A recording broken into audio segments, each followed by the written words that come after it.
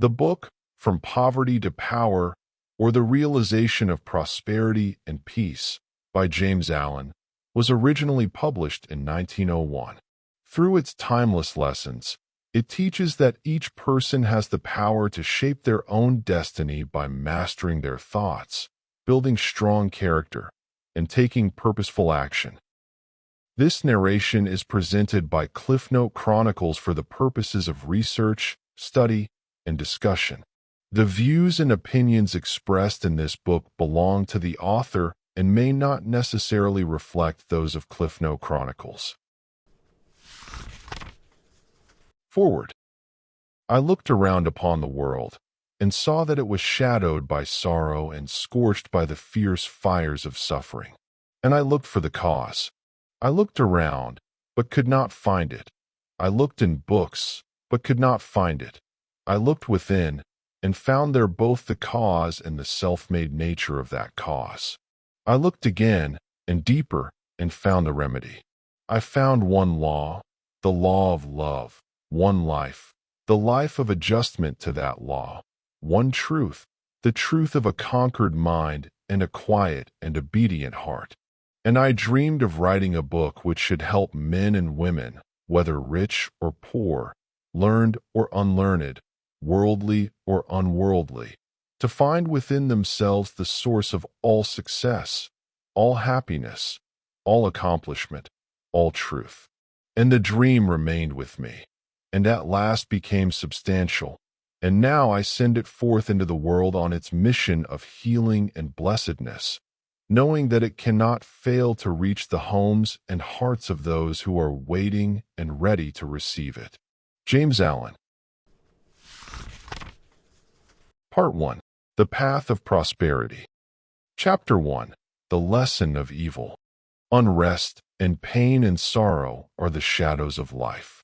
There is no heart in all the world that has not felt the sting of pain. No mind has not been tossed upon the dark waters of trouble, no eye that has not wept the hot, blinding tears of unspeakable anguish. There is no household where the great destroyers, disease and death, have not entered, severing heart from heart, and casting over all the dark pall of sorrow. In the strong and apparently indestructible meshes of evil all are more or less fast caught, and pain, unhappiness, and misfortune wait upon mankind. With the object of escaping, or in some way mitigating this overshadowing gloom, men and women rush blindly into innumerable devices, pathways by which they fondly hope to enter into a happiness which will not pass away.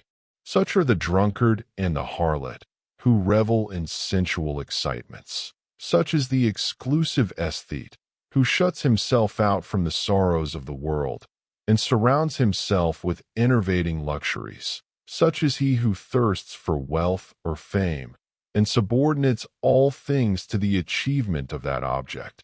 And such are they who seek consolation in the performance of religious rites. And to all the happiness sought seems to come, and the soul, for a time, is lulled into a sweet security and an intoxicating forgetfulness of the existence of evil.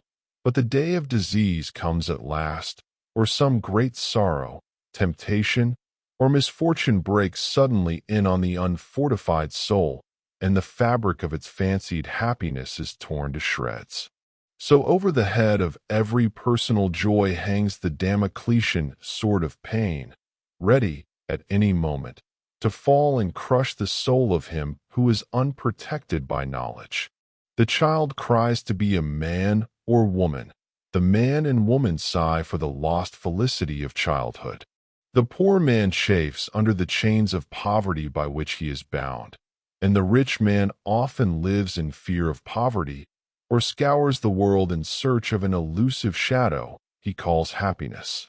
Sometimes the soul feels that it has found a secure peace and happiness in adopting a certain religion, in embracing an intellectual philosophy, or in building up an intellectual or artistic ideal.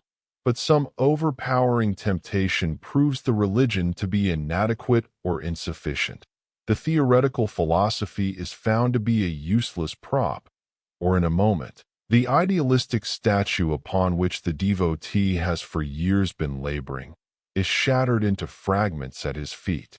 Is there, then, no way of escape from pain and sorrow? Are there no means by which bonds of evil may be broken?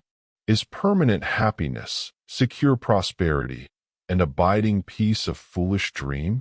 No, there is a way, and I speak it with gladness, by which evil can be slain forever. There is a process by which disease, poverty, or any adverse condition or circumstance can be put on one side never to return.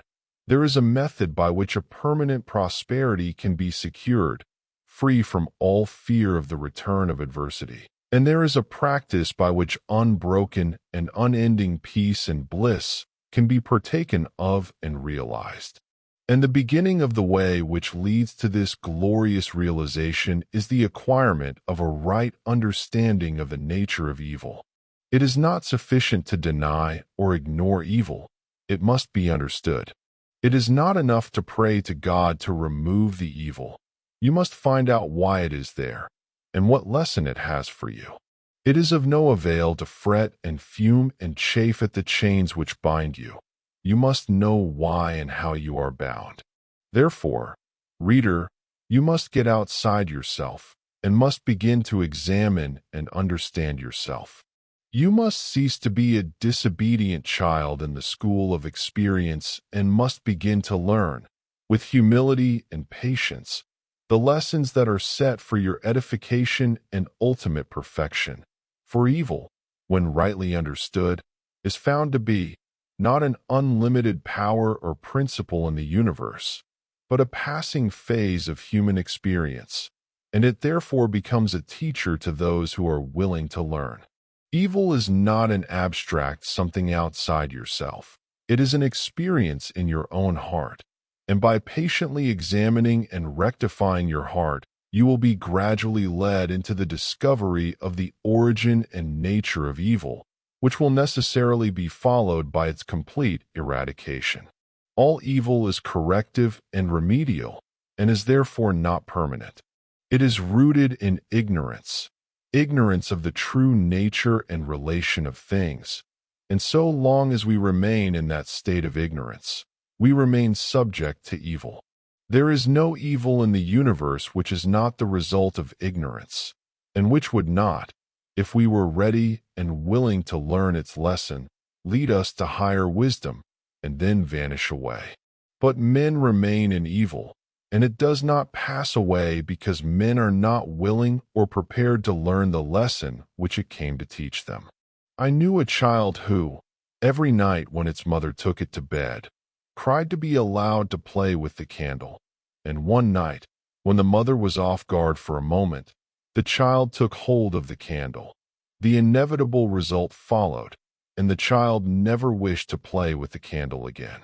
By its one foolish act it learned perfectly the lesson of obedience, and entered into the knowledge that fire burns. And this incident is a complete illustration of the nature, meaning, and ultimate result of all sin and evil. As the child suffered through its own ignorance of the real nature of fire, so older children suffer through their ignorance of the real nature of the things which they weep for and strive after, and which harm them when they are secured. The only difference being that in the latter case the ignorance and evil are more deeply rooted and obscure. Evil has always been symbolized by darkness, and good by light, and hidden within the symbol is contained the perfect interpretation, the reality. For, just as light always floods the universe, and darkness is only a mere speck or shadow cast by a small body intercepting a few rays of the illimitable light, so the light of the supreme good is the positive and life-giving power which floods the universe, and evil the insignificant shadow cast by the self that intercepts and shuts off the illuminating rays which strive for entrance. When night folds the world in its black, impenetrable mantle, no matter how dense the darkness, It covers but the small space of half our little planet, while the whole universe is ablaze with living light, and every soul knows that it will awake in the light in the morning. Know, then, that when the dark night of sorrow, pain, or misfortune settles down upon your soul, and you stumble along with weary and uncertain steps, that you are merely intercepting your own personal desires between yourself and the boundless light of joy and bliss, and the dark shadow that covers you is cast by none and nothing but yourself.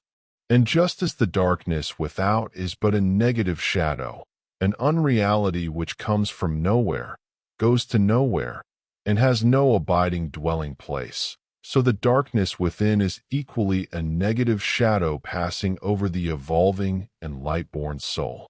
But I fancy I hear someone say, why pass through the darkness of evil at all?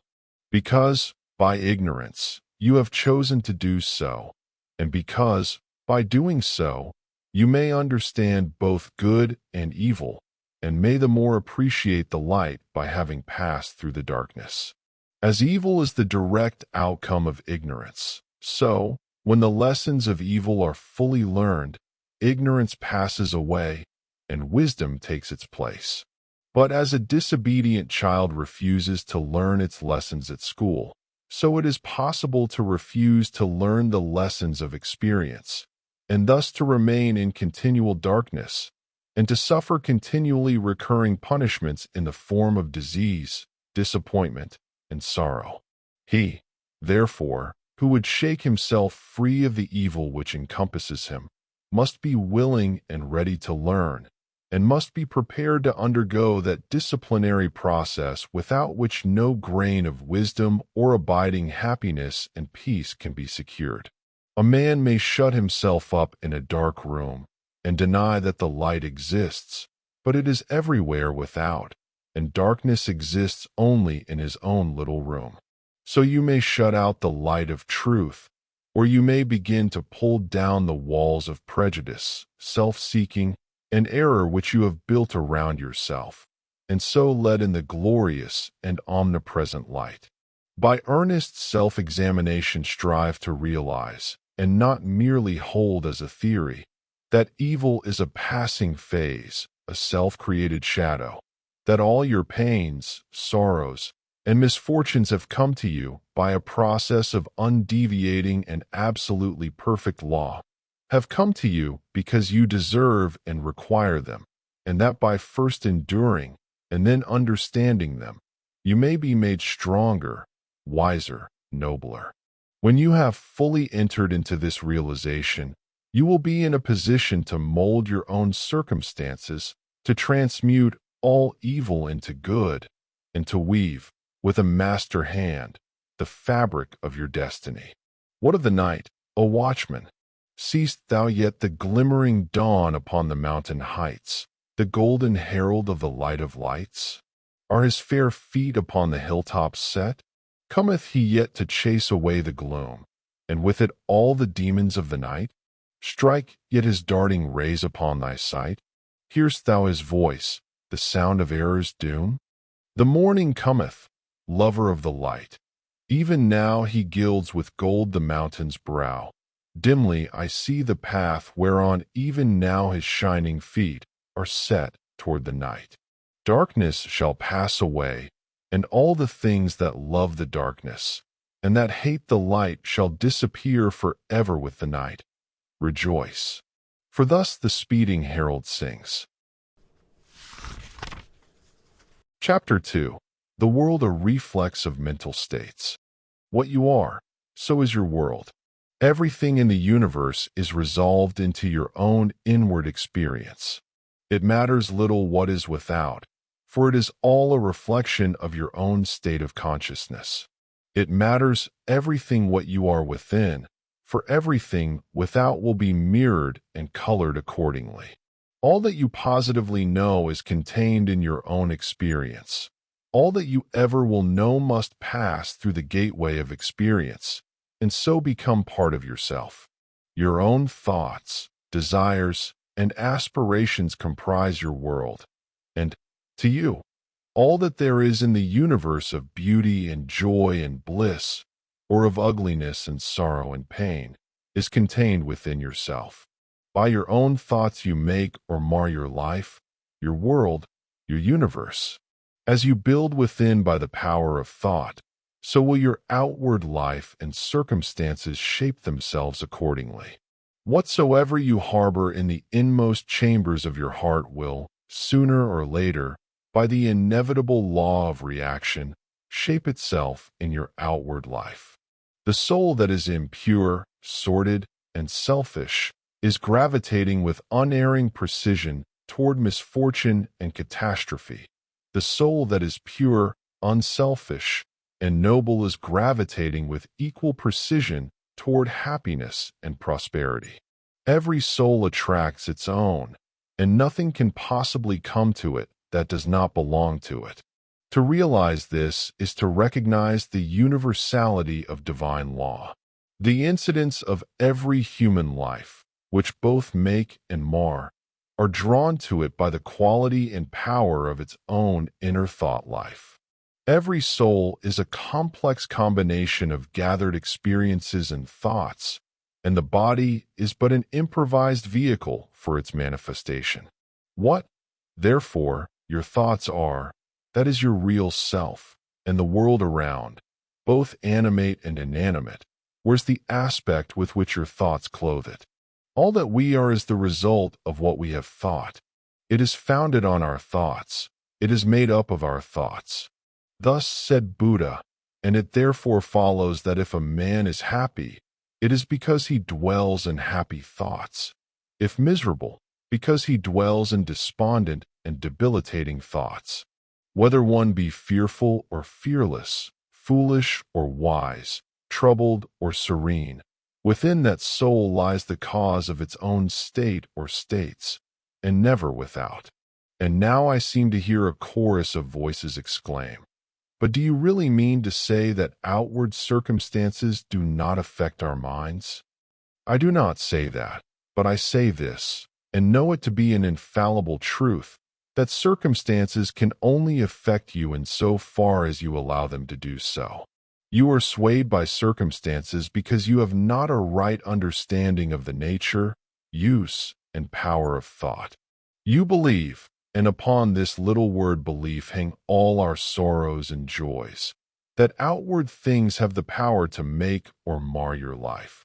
By so doing you submit to those outward things, confess that you are their slave, and they your unconditional master. By so doing, you invest them with a power which they do not, of themselves, possess, and you succumb, in reality, not to the mere circumstances, but to the gloom or gladness, the fear or hope, the strength or weakness, which your thought sphere has thrown around them. I knew two men who, at an early age, lost the hard-earned savings of years. One was very deeply troubled and gave way to chagrin, worry, and despondency. The other, on reading in his morning paper that the bank in which his money was deposited had hopelessly failed, and that he had lost all, quietly and firmly remarked, "Well, it's gone, and trouble and worry won't bring it back, but hard work will." He went to work with renewed vigor and rapidly became prosperous, while the former man, continuing to mourn the loss of his money and to grumble at his bad luck, remained the sport and tool of adverse circumstances, in reality of his own weak and slavish thoughts. The loss of money was a curse to the one because he clothed the event with dark and dreary thoughts. It was a blessing to the other because he threw around it thoughts of strength, of hope, and renewed endeavor. If circumstances had the power to bless or harm, they would bless and harm all men alike. But the fact that the same circumstances will be alike good and bad to different souls proves that the good or bad is not in the circumstance, but only in the mind of him that encounters it.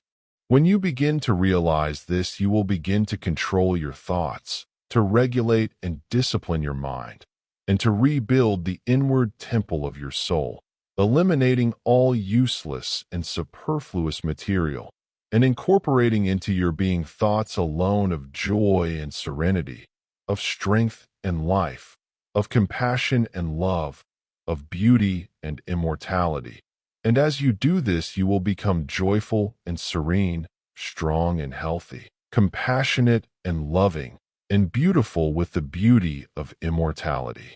And as we clothe events with the drapery of our own thoughts, so likewise do we clothe the objects of the visible world around us. And where one sees harmony and beauty, another sees revolting ugliness.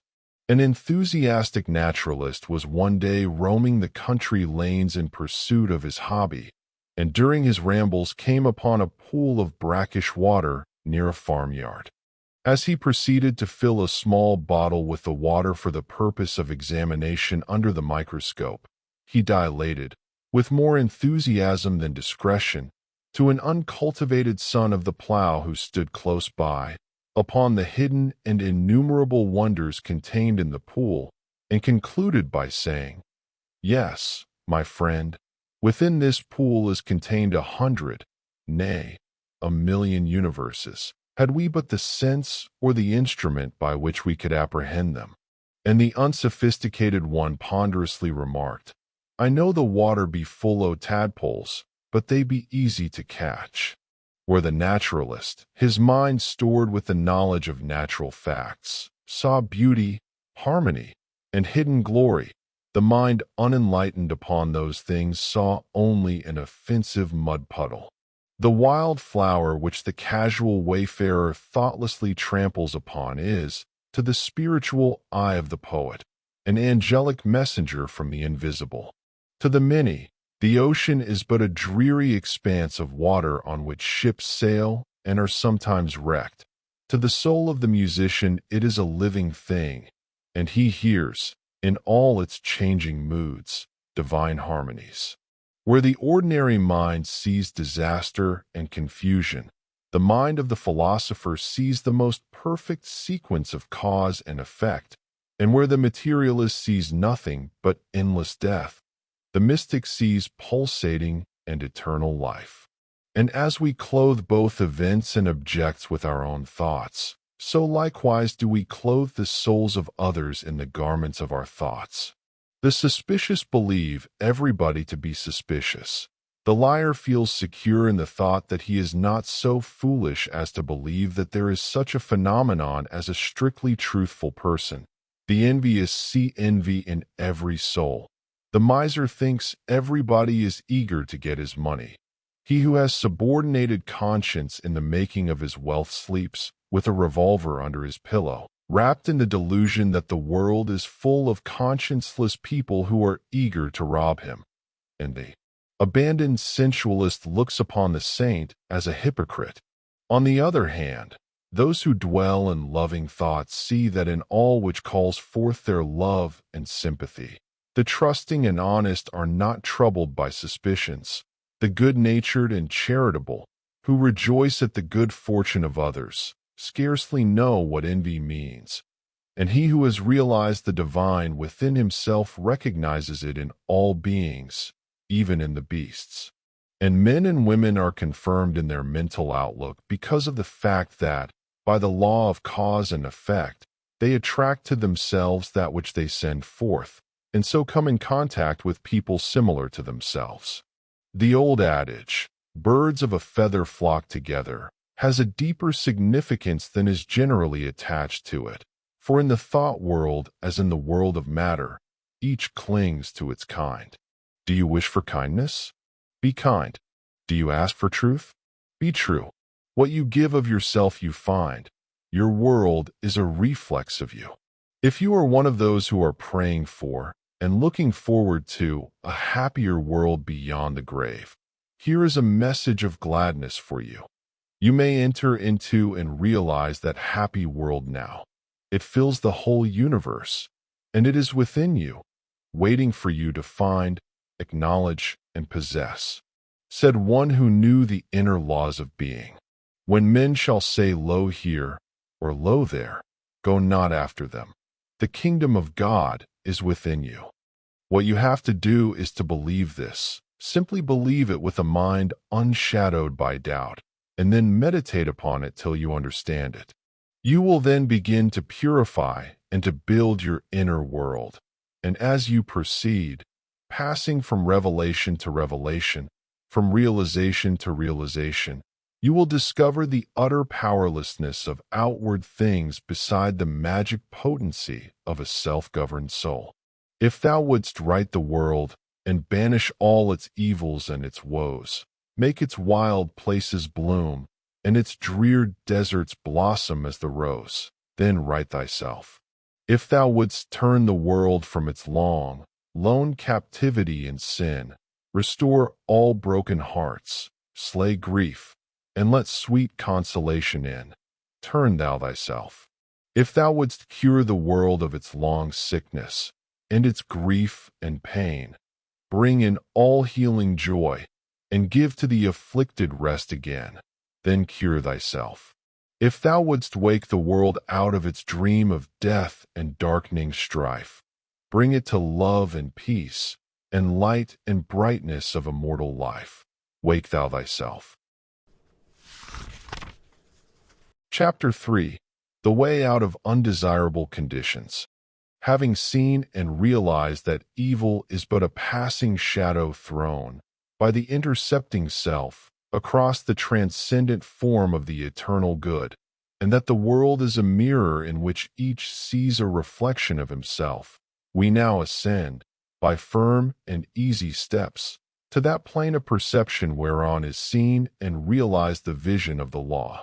With this realization comes the knowledge that everything is included in a ceaseless interaction of cause and effect, and that nothing can possibly be divorced from law.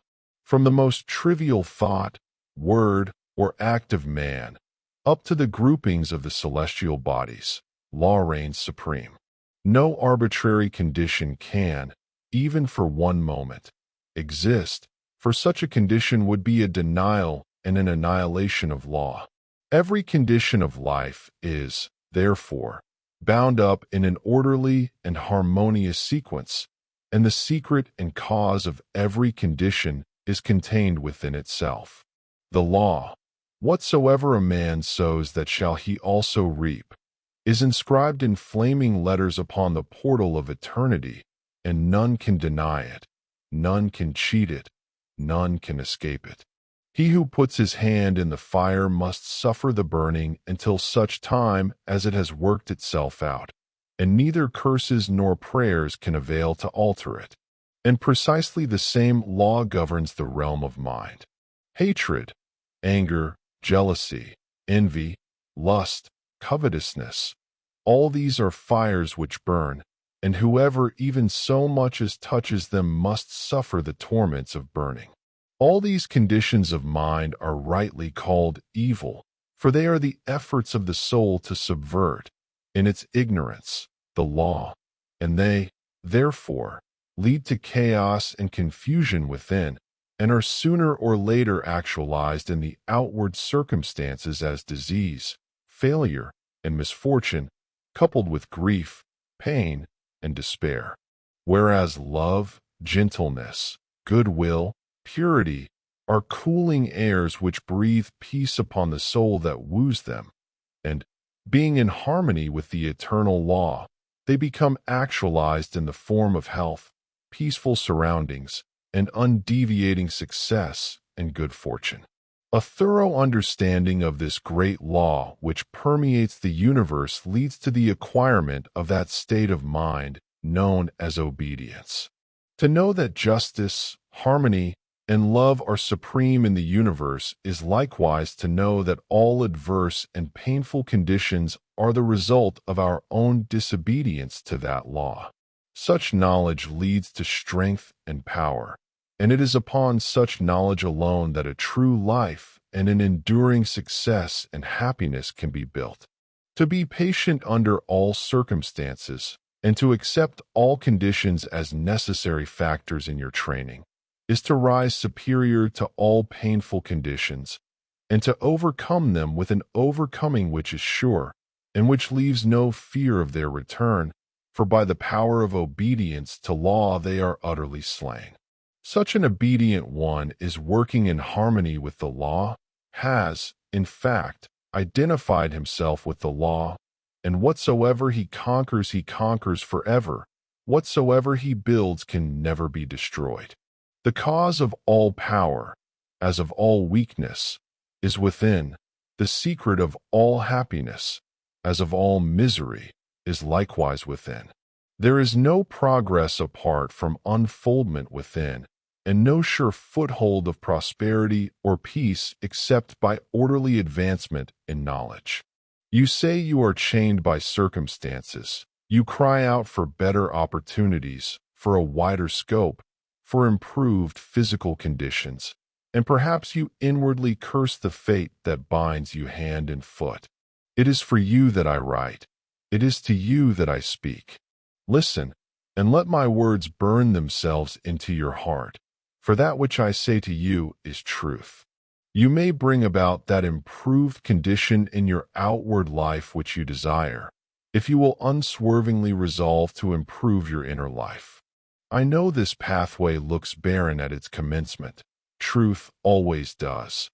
It is only error and delusion which are at first inviting and fascinating.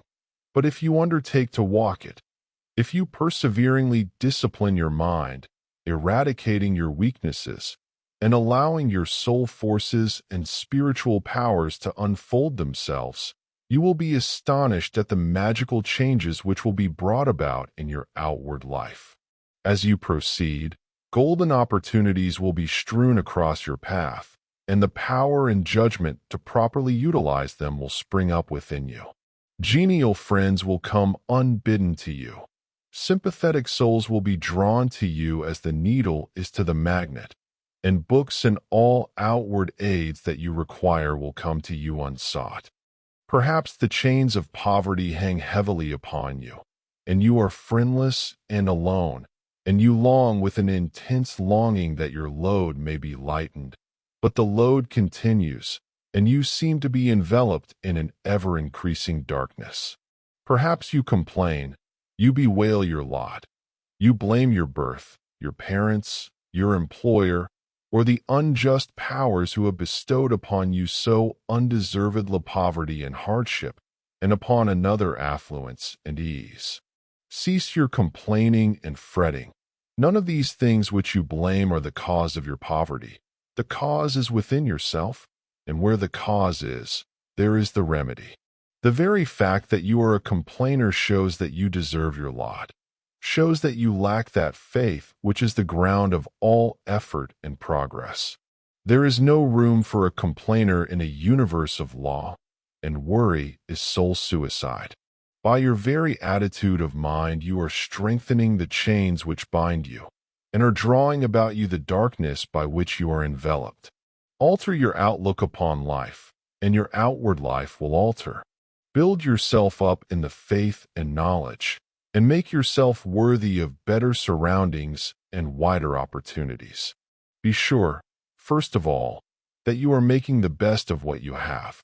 Do not delude yourself into supposing that you can step into greater advantages whilst overlooking smaller ones, for if you could, the advantage would be impermanent, and you would quickly fall back again in order to learn the lesson which you had neglected.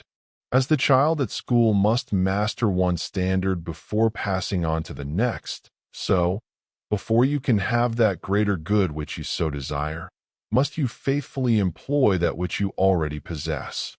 The parable of the talents is a beautiful story illustrative of this truth, for does it not plainly show that if we misuse, neglect, or degrade that which we possess, be it ever so mean and insignificant, even that little will be taken from us. For, by our conduct we show that we are unworthy of it. Perhaps you are living in a small cottage, and are surrounded by unhealthy and vicious influences. You desire a larger and more sanitary residence. Then you must fit yourself for such a residence by first of all making your cottage as far as possible a little paradise. Keep it spotlessly clean. Make it look as pretty and sweet as your limited means will allow. Cook your plain food with all care, and arrange your humble table as tastefully as you possibly can. If you cannot afford a carpet, let your rooms be carpeted with smiles and welcomes, fastened down with the nails of kind words driven in with the hammer of patience. Such a carpet will not fade in the sun, and constant use will never wear it away.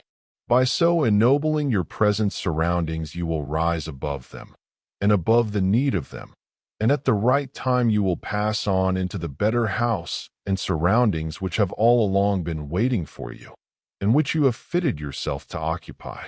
Perhaps you desire more time for thought and effort, and feel that your hours of labor are too hard and long. Then see to it that you are utilizing to the fullest possible extent what little spare time you have. It is useless to desire more time if you are already wasting what little you have, for you would only grow more indolent and indifferent. Even poverty and lack of time and leisure are not the evils that you imagine they are, and if they hinder you in your progress, it is because you have clothed them in your own weaknesses, and the evil that you see in them is really in yourself. Endeavor to fully and completely realize that in so far as you shape and mold your mind, you are the maker of your destiny, and as, by the transmuting power of self-discipline, you realize this more and more, you will come to see that these so-called evils may be converted into blessings. You will then utilize your poverty for the cultivation of patience, hope, and courage, and your lack of time in the gaining of promptness of action and decision of mind, by seizing the precious moments as they present themselves for your acceptance. As in the rancorous soil the most beautiful flowers are grown, so in the dark soil of poverty the choicest flowers of humanity have developed and bloomed. Where there are difficulties to cope with and unsatisfactory conditions to overcome, their virtue most flourishes and manifests its glory. It may be that you are in the employ of a tyrannous master or mistress, and you feel that you are harshly treated. Look upon this also as necessary to your training. Return your employer's unkindness with gentleness and forgiveness. Practice unceasingly patience and self-control. Turn the disadvantage to account by utilizing it for the gaining of mental and spiritual strength, and by your silent example and influence you will thus be teaching your employer, will be helping him to grow ashamed of his conduct, and will, at the same time, be lifting yourself up to that height of spiritual attainment by which you will be enabled to step into new and more congenial surroundings at the time when they are presented to you. Do not complain that you are a slave, but lift yourself up, by noble conduct, above the plane of slavery. Before complaining that you are a slave to another, be sure that you are not a slave to self. Look within, look searchingly, and have no mercy upon yourself. You will find there, perchance, slavish thoughts, slavish desires, and, in your daily life and conduct, slavish habits. Conquer these. Cease to be a slave to self, and no man will have the power to enslave you. As you overcome self, you will overcome all adverse conditions, and every difficulty will fall before you. Do not complain that you are oppressed by the rich. Are you sure that if you gained riches you would not be an oppressor yourself? Remember that there is the eternal law which is absolutely just, and that he who oppresses today must himself be oppressed tomorrow. And from this there is no way of escape. And perhaps you, yesterday, in some former existence, were rich and an oppressor, and that you are now merely paying off the debt which you owe to the great law. Practice, therefore, fortitude and faith. Dwell constantly in mind upon the eternal justice, the eternal good. Endeavor to lift yourself above the personal and the transitory into the impersonal and permanent. Shake off the delusion that you are being injured or oppressed by another, and try to realize, by a profounder comprehension of your inner life and the laws which govern that life, that you are only really injured by what is within you. There is no practice more degrading, debasing, and soul-destroying than that of self-pity. Cast it out from you. While such a canker is feeding upon your heart, you can never expect to grow into a fuller life. Cease from the condemnation of others, and begin to condemn yourself. Condone none of your acts, desires, or thoughts that will not bear comparison with spotless purity or endure the light of sinless good. By so doing, you will be building your house upon the rock of the eternal, and all that is required for your happiness and well-being will come to you in its own time. There is positively no way of permanently rising above poverty or any undesirable condition, except by eradicating those selfish and negative conditions within, of which these are the reflection, and by virtue of which they continue. The way to true riches is to enrich the soul by the acquisition of virtue. Outside of real heart virtue, there is neither prosperity nor power, but only the appearances of these. I am aware that men make money who have acquired no measure of virtue, and have little desire to do so, but such money does not constitute true riches, and its possession is transitory and feverish.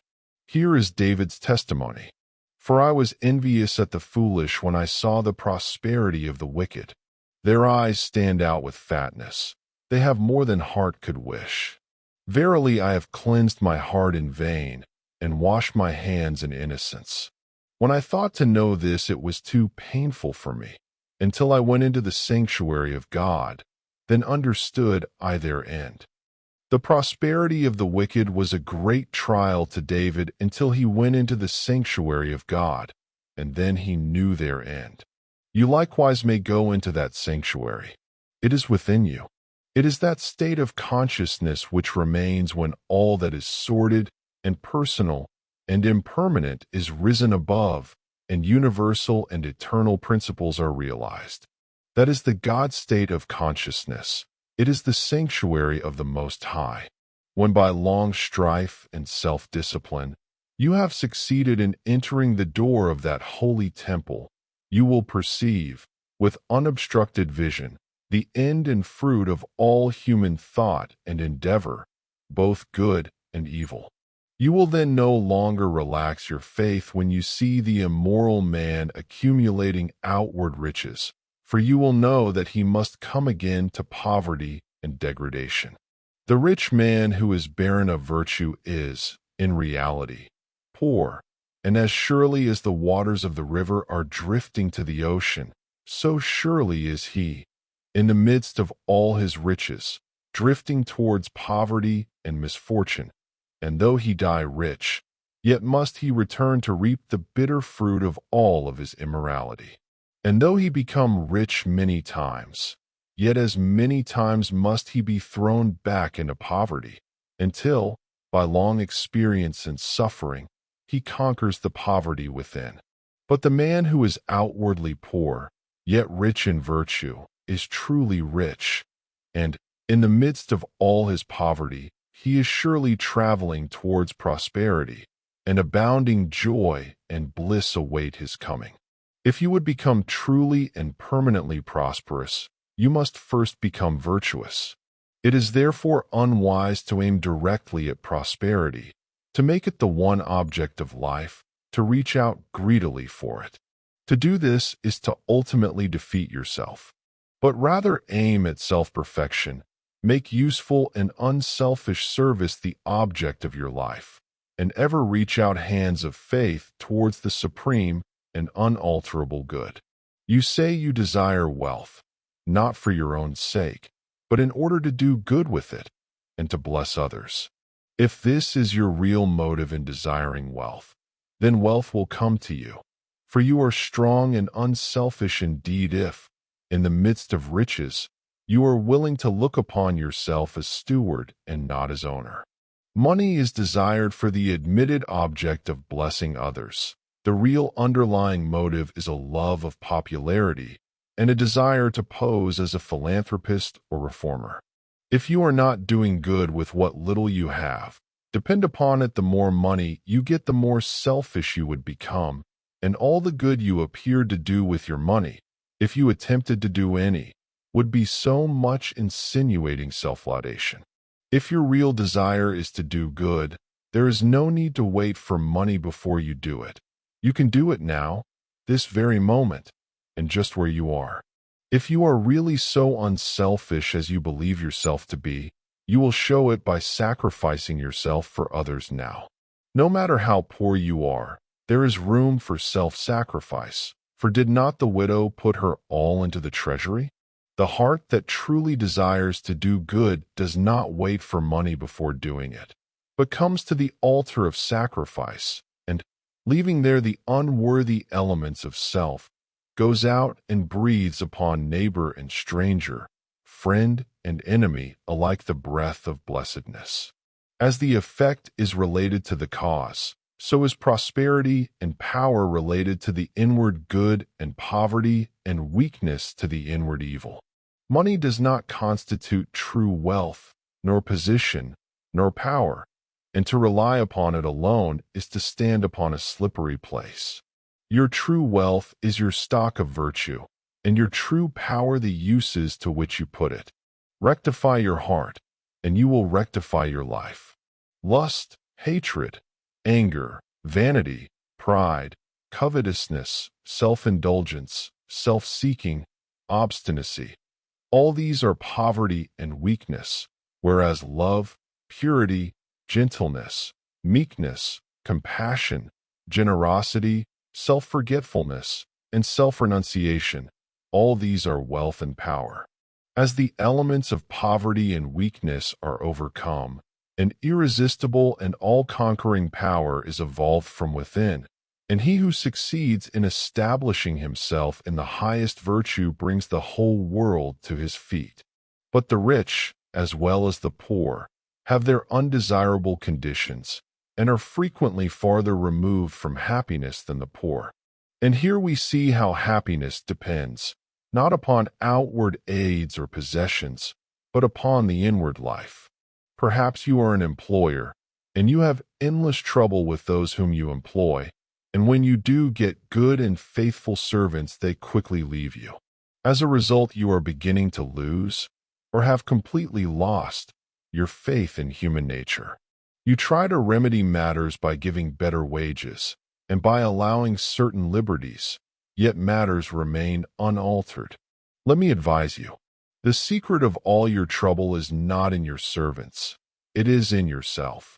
And if you look within, with a humble and sincere desire to discover and eradicate your error, you will, sooner or later, find the origin of all your unhappiness. It may be some selfish desire, or lurking suspicion, or unkind attitude of mind which sends out its poison upon those about you, and reacts upon yourself, even though you may not show it in your manner or speech. Think of your servants with kindness. Consider of them that extremity of service which you yourself would not care to perform were you in their place. Rare and beautiful is that humility of soul by which a servant entirely forgets himself and his master's good. But far rarer and beautiful with a divine beauty is that nobility of soul by which a man, forgetting his own happiness, seeks the happiness of those who are under his authority and who depend upon him for their bodily sustenance. And such a man's happiness is increased tenfold, nor does he need to complain of those whom he employs. Said a well-known and extensive employer of labor, who never needs to dismiss an employee. I have always had the happiest relations with my work people. If you ask me how it is to be accounted for, I can only say that it has been my aim from the first to do to them as I would wish to be done by. Herein lies the secret by which all desirable conditions are secured, and all that are undesirable are overcome. Do you say that you are lonely and unloved, and have not a friend in the world? Then, I pray you, for the sake of your own happiness, blame nobody but yourself. Be friendly towards others, and friends will soon flock round you. Make yourself pure and lovable, and you will be loved by all. Whatever conditions are rendering your life burdensome, You may pass out of and beyond them by developing and utilizing within you the transforming power of self-purification and self-conquest. Be it the poverty which galls, and remember that the poverty upon which I have been dilating is that poverty which is a source of misery, and not that voluntary poverty which is the glory of emancipated souls, or the riches which burden, or the many misfortunes, griefs, and annoyances which form the dark background in the web of life. You may overcome them by overcoming the selfish elements within which give them life. It matters not that by the unfailing law there are past thoughts and acts to work out and to atone for, as, by the same law, we are setting in motion, during every moment of our life, fresh thoughts and acts, and we have the power to make them good or ill. Nor does it follow that if a man, reaping what he has sown, must lose money or forfeit position, that he must also lose his fortitude or forfeit his uprightness. And it is in these that his wealth and power and happiness are to be found. He who clings to self is his own enemy, and is surrounded by enemies. He who relinquishes self is his own savior, and is surrounded by friends like a protecting belt.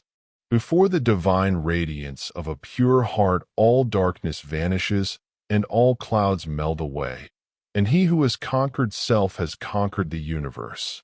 Come, then, out of your poverty, come out of your pain, come out of your troubles, and sighings, and complainings, and heartaches, and loneliness by coming out of yourself. Let the old tattered garment of your petty selfishness fall from you, and put on the new garment of universal love. You will then realize the inward heaven, and it will be reflected in all your outward life. He who sets his foot firmly upon the path of self-conquest, who walks, aided by the staff of faith, the highway of self-sacrifice, will assuredly achieve the highest prosperity, and will reap abounding and enduring joy and bliss. To them that seek the highest good, all things subserve the wisest ends. Naught comes as ill, and wisdom lends wings to all shapes of evil brood. The darkening sorrow veils a star that waits to shine with gladsome light. Hell waits on heaven, and after night comes golden glory from afar. Defeats are steps by which we climb, with purer aim to nobler ends. Loss leads to gain, and joy attends. True footsteps up the hills of time. Pain leads to paths of holy bliss, to thoughts and words and deeds divine, and clouds that gloom and rays that shine. Along life's upward highway kiss. Misfortune does but cloud the way, whose end and summit in the sky of bright success, sun-kissed and high, awaits our seeking and our stay. The heavy pall of doubts and fears that clouds the valley of our hopes, the shades with which the spirit copes, the bitter harvesting of tears, the heartaches, miseries, and griefs, the bruisings born of broken ties. All these are steps by which we rise to living ways of sound beliefs. Love, pitying, watchful, runs to meet the pilgrim from the land of fate. All glory and all good await the coming of obedient feet.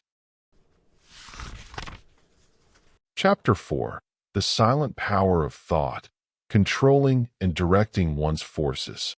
The most powerful forces in the universe are the silent forces, and in accordance with the intensity of its power does a force become beneficent when rightly directed and destructive when wrongly employed. This is a common knowledge in regard to the mechanical forces, such as steam, electricity, etc., but few have yet learned to apply this knowledge to the realm of mind, where the thought forces, most powerful of all, are continually being generated and sent forth as currents of salvation or destruction. At this stage of his evolution, man has entered into the possession of these forces, and the whole trend of his present advancement is their complete subjugation. All the wisdom possible to man on this material earth is to be found only in complete self-mastery, and the command, love your enemies, resolves itself into an exhortation to enter here and now, into the possession of that sublime wisdom by taking hold of, mastering, and transmuting those mind forces to which man is now slavishly subject, and by which he is helplessly borne, like a straw on the stream, upon the currents of selfishness. The Hebrew prophets, with their perfect knowledge of the supreme law, always related outward events to inward thought and associated national disaster or success with the thoughts and desires that dominated the nation at the time. The knowledge of the causal power of thought is the basis of all their prophecies, as it is the basis of all real wisdom and power.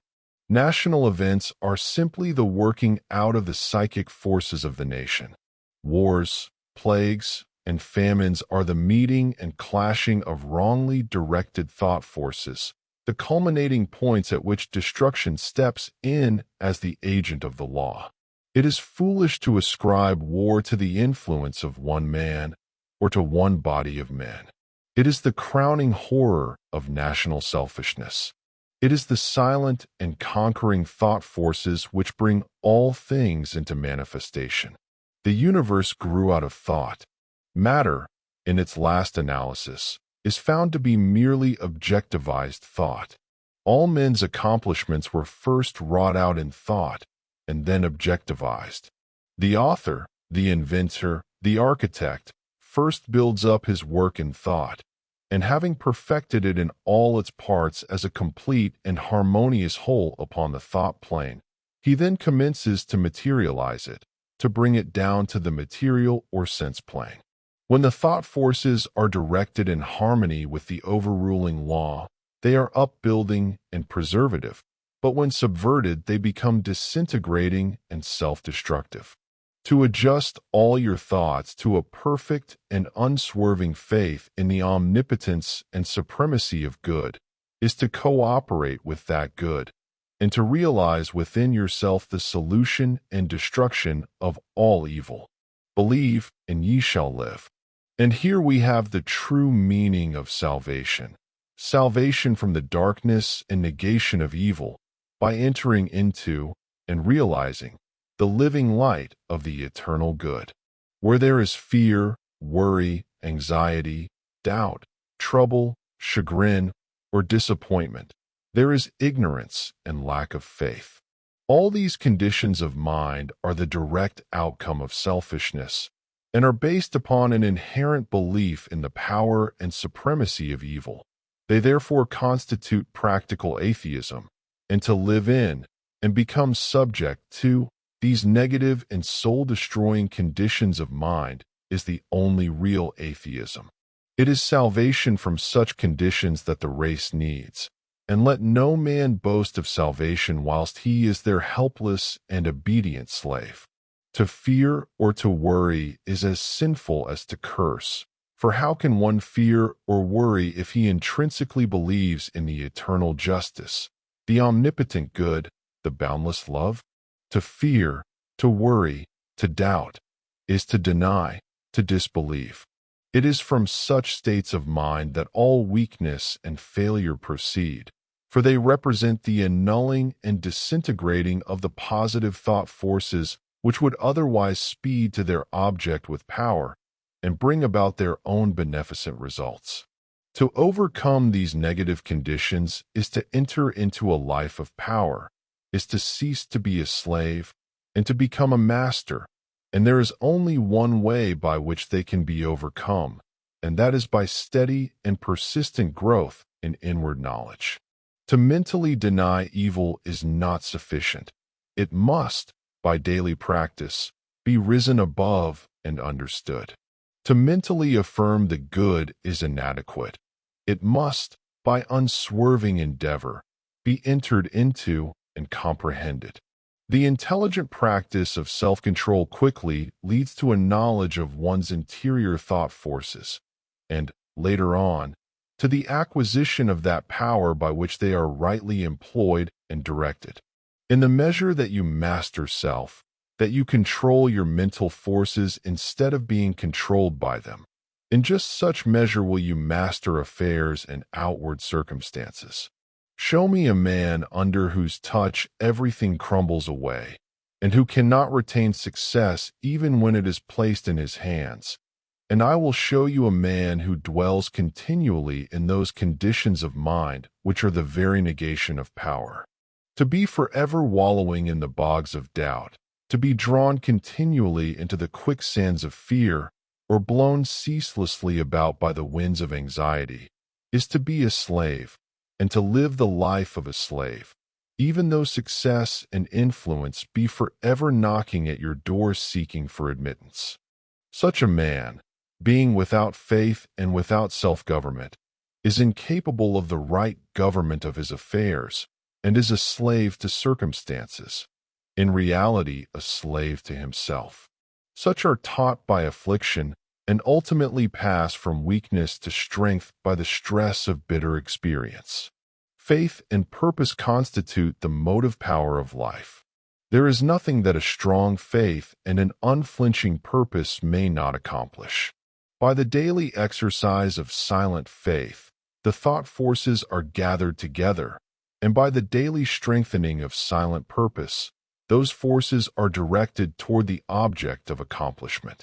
Whatever your position in life may be, before you can hope to enter into any measure of success, usefulness, and power, you must learn how to focus your thought forces by cultivating calmness and repose.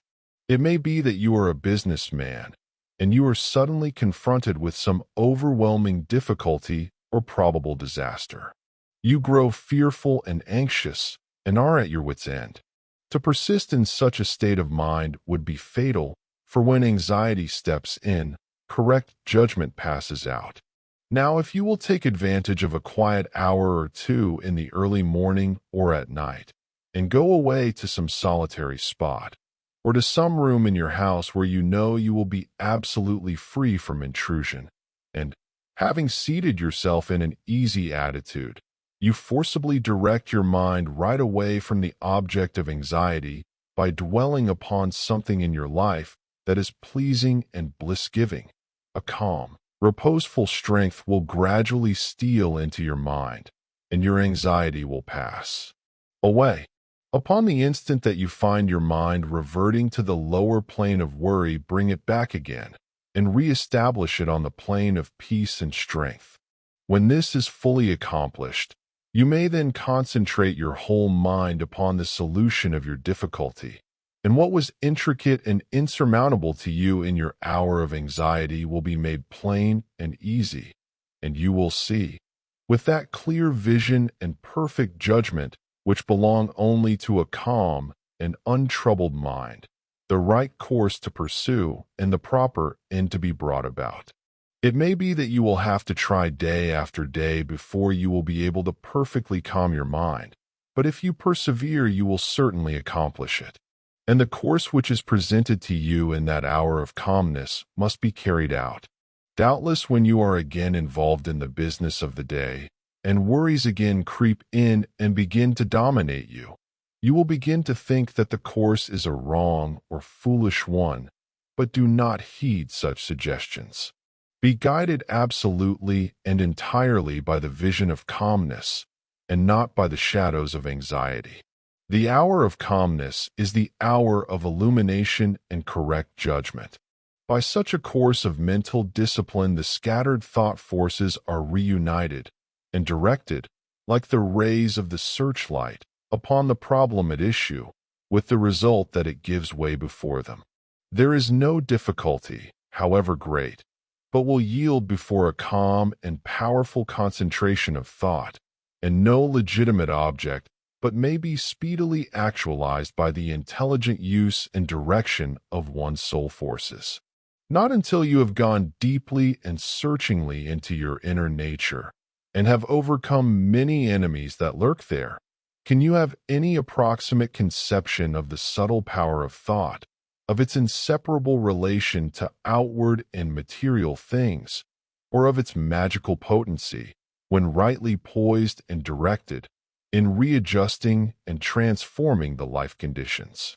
Every thought you think is a force sent out, and in accordance with its nature and intensity will it go out to seek a lodgment in minds receptive to it, and will react upon yourself for good or evil. There is ceaseless reciprocity between mind, and a continual interchange of thought forces. Selfish and disturbing thoughts are so many malignant and destructive forces, messengers of evil, sent out to stimulate and augment the evil in other minds, which in turn send them back upon you with added power. While thoughts that are calm, pure, and unselfish are so many angelic messengers sent out into the world with health, healing, and blessedness upon their wings, counteracting the evil forces, pouring the oil of joy upon the troubled waters of anxiety and sorrow, and restoring to broken hearts their heritage of immortality. Think good thoughts, and they will quickly become actualized in your outward life in the form of good conditions. Control your soul forces, and you will be able to shape your outward life as you will. The difference between a savior and a sinner is this, that the one has a perfect control of all the forces within him, the other is dominated and controlled by them. There is absolutely no other way to true power and abiding peace, but by self-control, self-government, self-purification. To be at the mercy of your disposition is to be impotent, unhappy, and of little real use in the world. The conquest of your petty likes and dislikes, your capricious loves and hates, your fits of anger, suspicion, jealousy, and all the changing moods to which you are more or less helplessly subject. This is the task you have before you if you would weave into the web of life the golden threads of happiness and prosperity. In so far as you are enslaved by the changing moods within you, will you need to depend upon others and upon outward aids as you walk through life. If you would walk firmly and securely, and would accomplish any achievement, you must learn to rise above and control all such disturbing and retarding vibrations. You must daily practice the habit of putting your mind at rest, going into the silence, as it is commonly called. This is a method of replacing a troubled thought with one of peace, a thought of weakness with one of strength. Until you succeed in doing this, you cannot hope to direct your mental forces upon the problems and pursuits of life with any appreciable measure of success. It is a process of diverting one's scattered forces into one powerful channel. Just as a useless marsh may be converted into a field of golden corn or a fruitful garden by draining and directing the scattered and harmful streams into one well-cut channel, so he who acquires calmness and subdues and directs the thought currents within himself saves his soul and fructifies his heart and life. As you succeed in gaining mastery over your impulses and thoughts, you will begin to feel, growing up within you, a new and silent power, and a settled feeling of composure and strength will remain with you. Your latent powers will begin to unfold themselves, and whereas formerly your efforts were weak and ineffectual, you will now be able to work with that calm confidence which commands success. And along with this new power and strength, there will be awakened within you that interior illumination known as intuition, and you will walk no longer in darkness and speculation, but in light and certainty. With the development of this soul vision, judgment and mental penetration will be incalculably increased, and there will evolve within you that prophetic vision by the aid of which you will be able to sense coming events and to forecast, with remarkable accuracy, the result of your efforts. And in just the measure that you alter from within will your outlook upon life alter. And as you alter your mental attitude towards others, they will alter in their attitude and conduct toward you. As you rise above the lower, debilitating, and destructive thought forces, you will come in contact with the positive, strengthening, and upbuilding currents generated by strong, pure, and noble minds. Your happiness will be immeasurably intensified, and you will begin to realize the joy, strength, and power which are born only of self-mastery. And this joy, strength, and power will be continually radiating from you, and without any effort on your part. Nay, though you are utterly unconscious of it, strong people will be drawn toward you. Influence will be put into your hands, and in accordance with your altered thought world will outward events shape themselves. A man's foes are they of his own household, and he who would be useful, strong, and happy must cease to be a passive receptacle for the negative, beggarly, and impure streams of thought. And as a wise householder commands his servants and invites his guests, so must he learn to command his desires, and to say, with authority, what thoughts he shall admit into the mansion of his soul. Even a very partial success in self-mastery adds greatly to one's power, and he who succeeds in perfecting this divine accomplishment enters into possession of undreamed-of wisdom and inward strength and peace, and realizes that all the forces of the universe aid and protect his footsteps who is master of his soul. Would you scale the highest heaven? Would you pierce the lowest hell? Live in dreams of constant beauty, or in basest thinkings dwell? For your thoughts are heaven above you, and your thoughts are hell below. Bliss is not, except in thinking. Torment not, but thought can know. Worlds would vanish, but for thinking. Glory is not, but in dreams, and the drama of the ages. From the thought eternal streams. Dignity and shame and sorrow, pain and anguish, love and hate, are but maskings of the mighty, pulsing thought that governs fate. As the colors of the rainbow make the one uncolored beam, so the universal changes make the one eternal dream, and the dream is all within you. And the dreamer waiteth long for the morning to awake him to the living thought and strong, that shall make the ideal real, make to vanish dreams of hell, in the highest, holiest heaven, where the pure and perfect dwell. Evil is the thought that thinks it, good, the thought that makes it so. Light and darkness, sin and pureness, likewise out of thinking grow. Dwell in thought upon the grandest, and the grandest you shall see. Fix your mind upon the highest, and the highest you shall be. Chapter 5. The Secret of Health, Success, and Power. We all remember with what intense delight, as children, we listened to the never-tiring fairy tale. How eagerly we followed the fluctuating fortunes of the good boy or girl, ever protected, in the hour of crisis, from the evil machinations of the scheming witch, the cruel giant, or the wicked king. And our little hearts never faltered for the fate of the hero or heroine, nor did we doubt their ultimate triumph over all their enemies, for we knew that the fairies were infallible, and that they would never desert those who had consecrated themselves to the good and the true. And what unspeakable joy pulsated within us when the fairy queen, bringing all her magic to bear at the critical moment, scattered all the darkness and trouble, and granted them the complete satisfaction of all their hopes, and they were happy ever after. With the accumulating years, and an ever-increasing intimacy with the so-called realities of life, our beautiful fairy world became obliterated, and its wonderful inhabitants were relegated, in the archives of memory, to the shadowy and unreal. And we thought we were wise and strong in thus leaving forever the land of childish dreams. But as we re-become little children in the wondrous world of wisdom, we shall return again to the inspiring dreams of childhood and find that they are, after all, realities.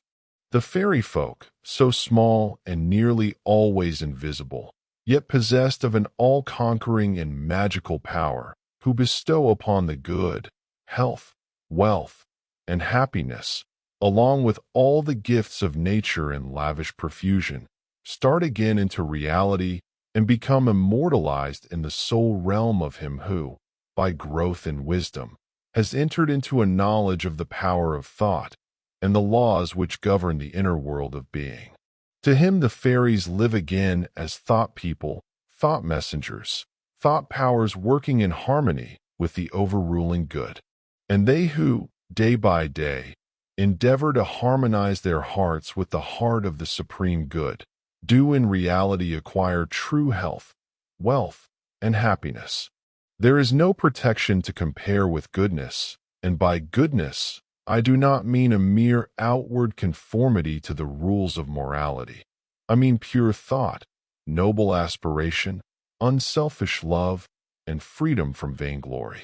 To dwell continually in good thoughts is to throw around oneself a psychic atmosphere of sweetness and power which leaves its impress upon all who come in contact with it. As the rising sun puts to rout the helpless shadows, so are all the impotent forces of evil put to flight by the searching rays of positive thought, which shine forth from a heart made strong in purity and faith. Where there is sterling faith and uncompromising purity, there is health, there is success, there is power. In such a one, disease, failure, and disaster can find no lodgment, for there is nothing on which they can feed. Even physical conditions are largely determined by mental states, and to this truth the scientific world is rapidly being drawn. The old, materialistic belief that a man is what his body makes him is rapidly passing away, and is being replaced by the inspiring belief that man is superior to his body, and that his body is what he makes it by the power of thought. Men everywhere are ceasing to believe that a man is despairing because he is dyspeptic, and are coming to understand that he is dyspeptic because he is despairing. And in the near future, the fact that all disease has its origin in the mind will become common knowledge. There is no evil in the universe, but has its root and origin in the mind, and sin, sickness, sorrow, and affliction do not, in reality, belong to the universal order, are not inherent in the nature of things, but are the direct outcome of our ignorance of the right relations of things. According to tradition, there once lived, in India, a school of philosophers who led a life of such absolute purity and simplicity that they commonly reached the age of 150 years, and to fall sick was looked upon by them as an unpardonable disgrace, for it was considered to indicate a violation of law. The sooner we realize and acknowledge that sickness, far from being the arbitrary visitation of an offended God or the test of an unwise providence, is the result of our own error or sin, the sooner shall we enter upon the highway of health. Disease comes to those who attract it, to those whose minds and bodies are receptive to it, and flees from those whose strong, pure, and positive thought sphere generates healing and life-giving currents. If you are given to anger, worry, jealousy, greed, or any other inharmonious state of mind, and expect perfect physical health, you are expecting the impossible, for you are continually sowing the seeds of disease in your mind. Such conditions of mind are carefully shunned by the wise man, for he knows them to be far more dangerous than a bad drain or an infected house. If you would be free from all physical aches and pains, and would enjoy perfect physical harmony, then put your mind in order and harmonize your thoughts. Think joyful thoughts. Think loving thoughts. Let the elixir of goodwill course through your veins, and you will need no other medicine. Put away your jealousies, your suspicions, your worries, your hatreds, your selfish indulgences, and you will put away your dyspepsia, your biliousness, your nervousness, and aching joints. If you will persist in clinging to these debilitating and demoralizing habits of mind, then do not complain when your body is laid low with sickness. The following story illustrates the close relation that exists between habits of mind and bodily conditions. A certain man was afflicted with a painful disease, and he tried one physician after another, but all to no purpose. He then visited towns which were famous for their curative waters, and after having bathed in them all, his disease was more painful than ever. One night he dreamed that a presence came to him and said, "Brother, hast thou tried all the means of cure?" And he replied, "I have tried all." "Nay," said the presence, "come with me, and I will show thee a healing bath which has escaped thy notice."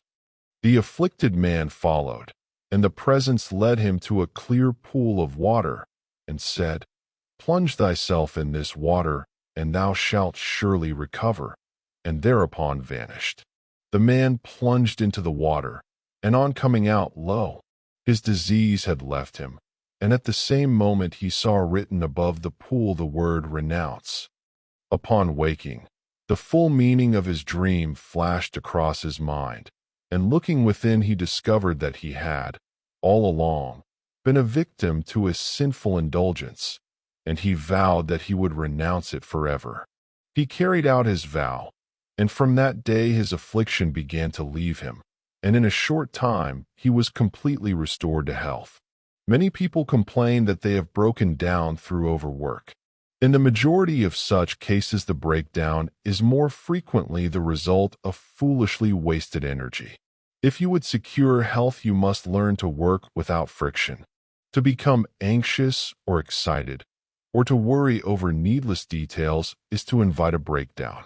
Work, whether of brain or body, is beneficial and health-giving, and the man who can work with a steady and calm persistency, freed from all anxiety and worry, and with his mind utterly oblivious to all but the work he has in hand, will not only accomplish far more than the man who is always hurried and anxious, but he will retain his health, a boon which the other quickly forfeits. True health and true success go together, for they are inseparably intertwined in the thought realm. As mental harmony produces bodily health, so it also leads to a harmonious sequence in the actual working out of one's plans. Order your thoughts, and you will order your life. Pour the oil of tranquility upon the turbulent waters of the passions and prejudices, and the tempests of misfortune, howsoever they may threaten, will be powerless to wreck the bark of your soul as it threads its way across the ocean of life. And if that bark be piloted by a cheerful and never-failing faith, its course will be doubly sure, and many perils will pass it by which would otherwise attack it. By the power of faith, every enduring work is accomplished. Faith in the Supreme, faith in the overruling law, faith in your work, and in your power to accomplish that work. Here is the rock upon which you must build if you would achieve, if you would stand and not fall. To follow, under all circumstances, the highest promptings within you. To be always true to the divine self. To rely upon the inward light, the inward voice, and to pursue your purpose with a fearless and restful heart, believing that the future will yield unto you the meed of every thought and effort, knowing that the laws of the universe can never fail, and that your own will come back to you with mathematical exactitude. This is faith and the living of faith. By the power of such a faith, the dark waters of uncertainty are divided. Every mountain of difficulty crumbles away, and the believing soul passes on unharmed. Strive, O reader, to acquire, above everything, the priceless possession of this dauntless faith, for it is the talisman of happiness, of success, of peace, of power, of all that makes life great and superior to suffering. Build upon such a faith, and you build upon the rock of the eternal, and with the materials of the eternal, and the structure that you erect will never be dissolved, for it will transcend all the accumulations of material luxuries and riches, the end of which is dust. Whether you are hurled into the depths of sorrow or lifted upon the heights of joy, ever retain your hold upon this faith, ever return to it as your rock of refuge, and keep your feet firmly planted upon its immortal and immovable base. Centered in such a faith, You will become possessed of such a spiritual strength as will shatter, like so many toys of glass, all the forces of evil that are hurled against you, and you will achieve a success such as the mere striver after worldly gain can never know or even dream of. If ye have faith, and doubt not, ye shall not only do this, but if ye shall say unto this mountain, Be thou removed, and be thou cast into the sea, it shall be done. There are those today, men and women tabernacled in flesh and blood, who have realized this faith, who live in it and by it day by day, and who, having put it to the uttermost test, have entered into the possession of its glory and peace.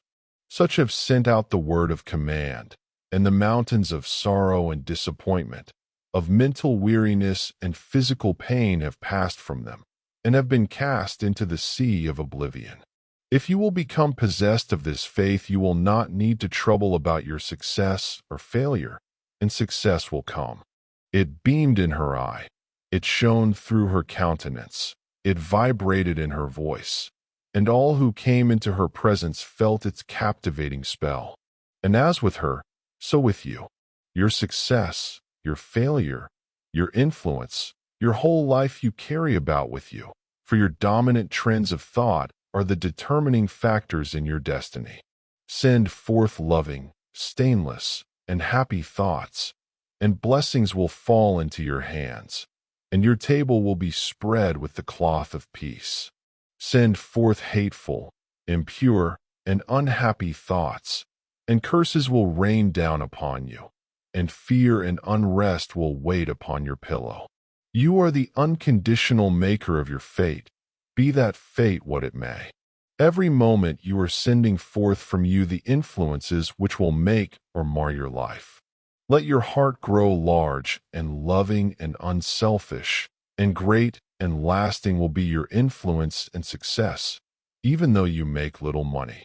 Confine it within the narrow limits of self-interest, and even though you become a millionaire, your influence and success, at the final reckoning, will be found to be utterly insignificant.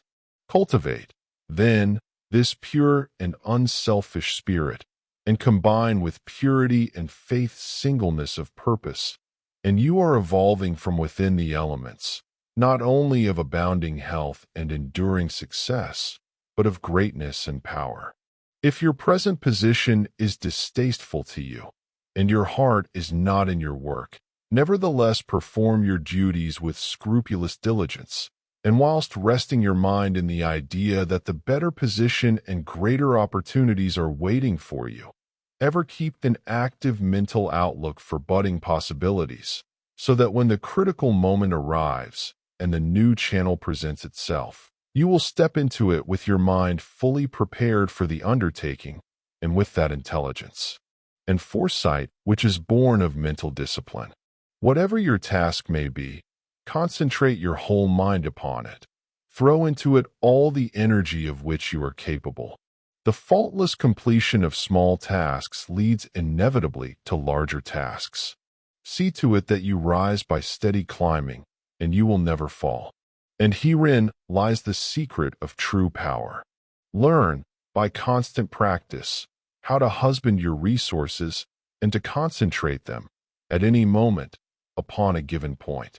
The foolish waste all their mental and spiritual energy in frivolity, foolish chatter, or selfish argument, not to mention wasteful physical excesses.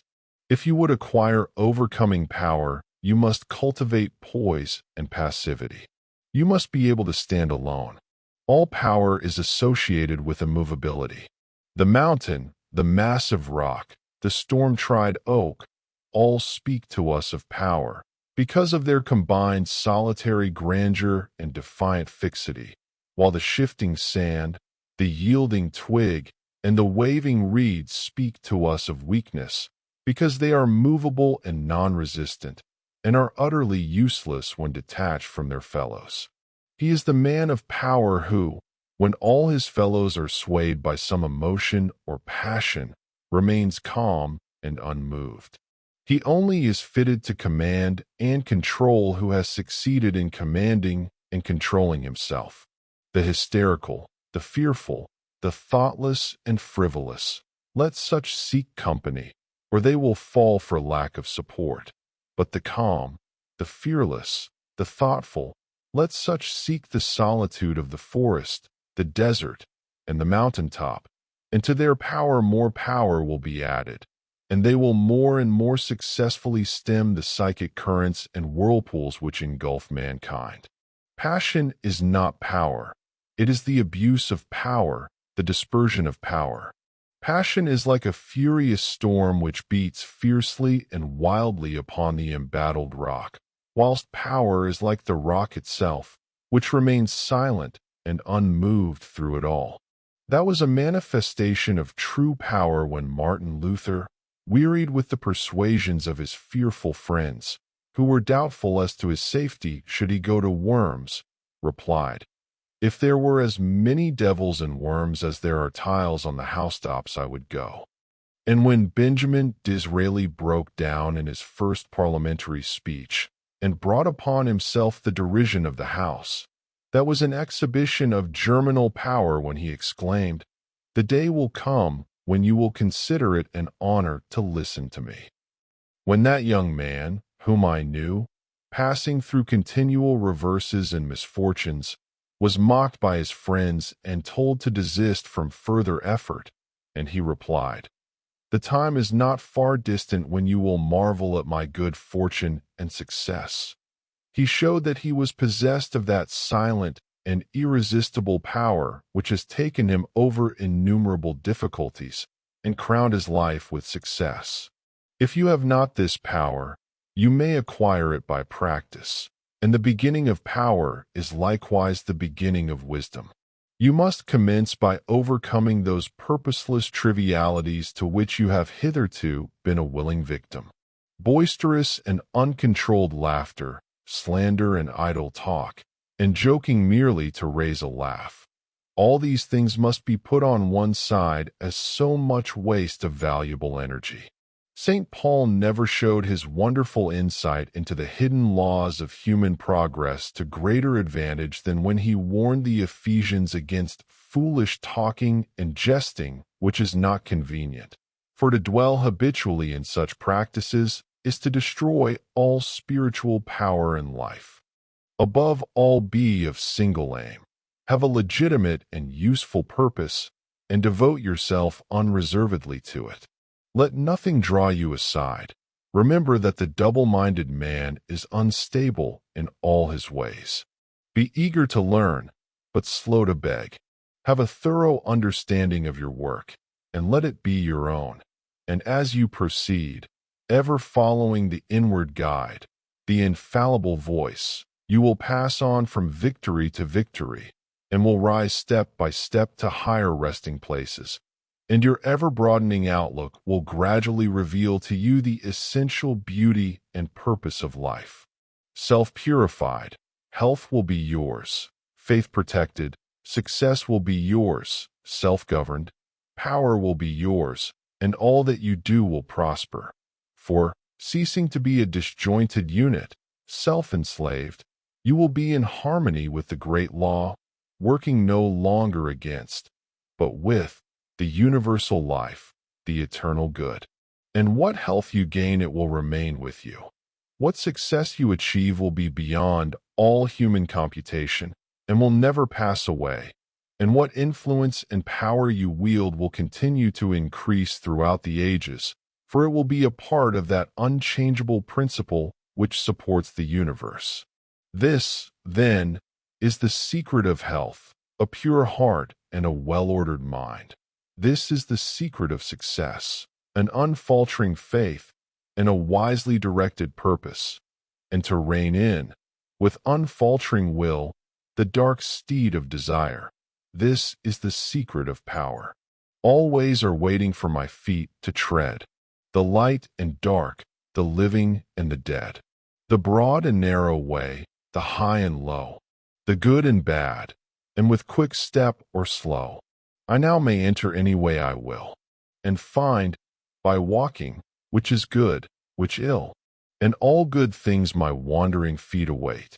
If I but come, with vow inviolate, unto the narrow, high and holy way of heart-born purity, and therein stay, walking, secure from him who taunts and scorns, to flowery meads, across the path of thorns, and I may stand where health, success, and power await my coming, if, each fleeting hour, I cling to love and patience, and abide, with stainlessness, and never step aside, from high integrity, so shall I see, at last the land of immortality, and I may seek and find, I may achieve, I may not claim, but, losing, may retrieve.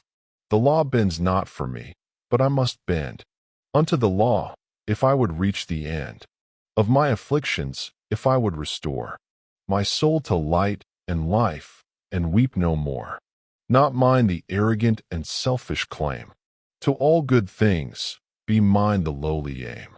To seek and find, to know and comprehend, and wisdom ward all holy footsteps wend. Nothing is mine to claim or to command, but all is mine to know and understand. Chapter 6.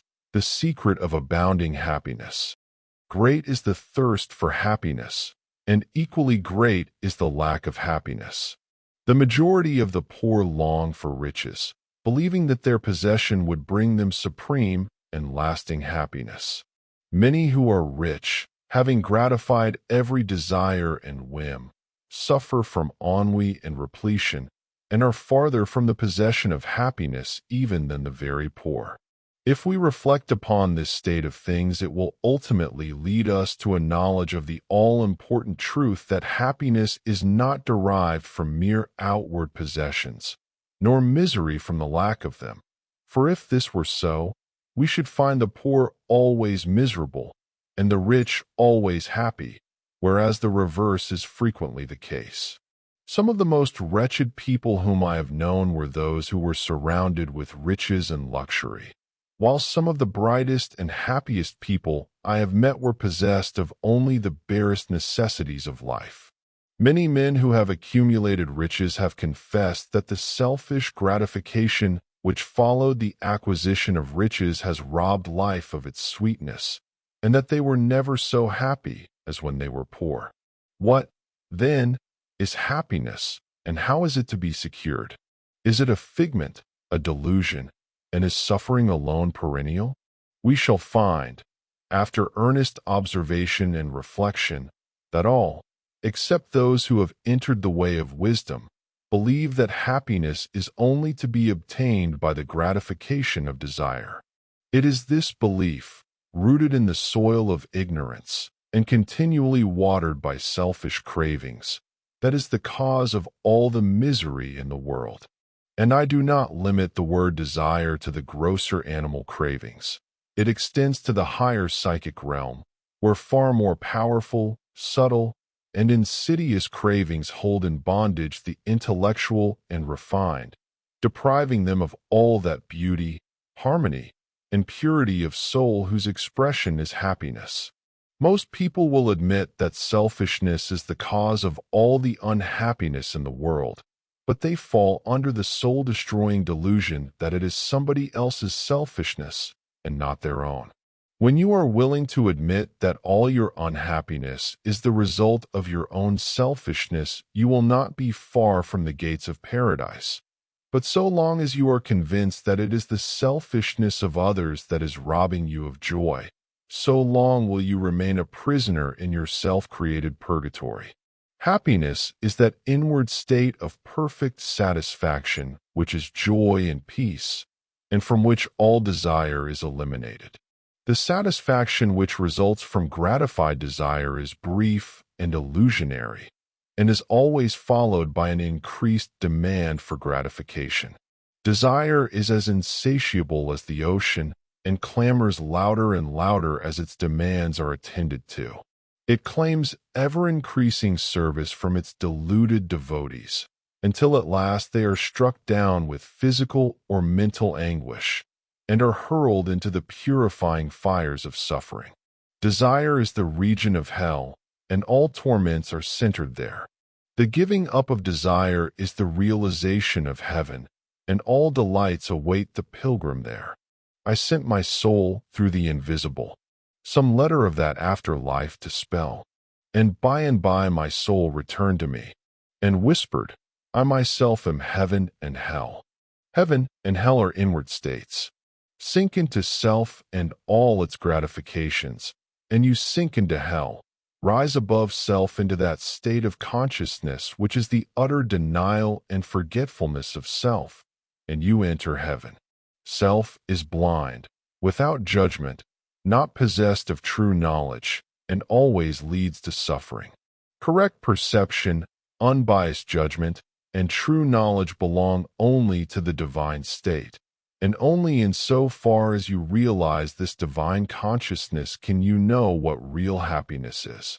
So long as you persist in selfishly seeking for your own personal happiness, so long will happiness elude you, and you will be sowing the seeds of wretchedness. In so far as you succeed in losing yourself in the service of others, in that measure will happiness come to you, and you will reap a harvest of bliss. It is in loving, not in being loved.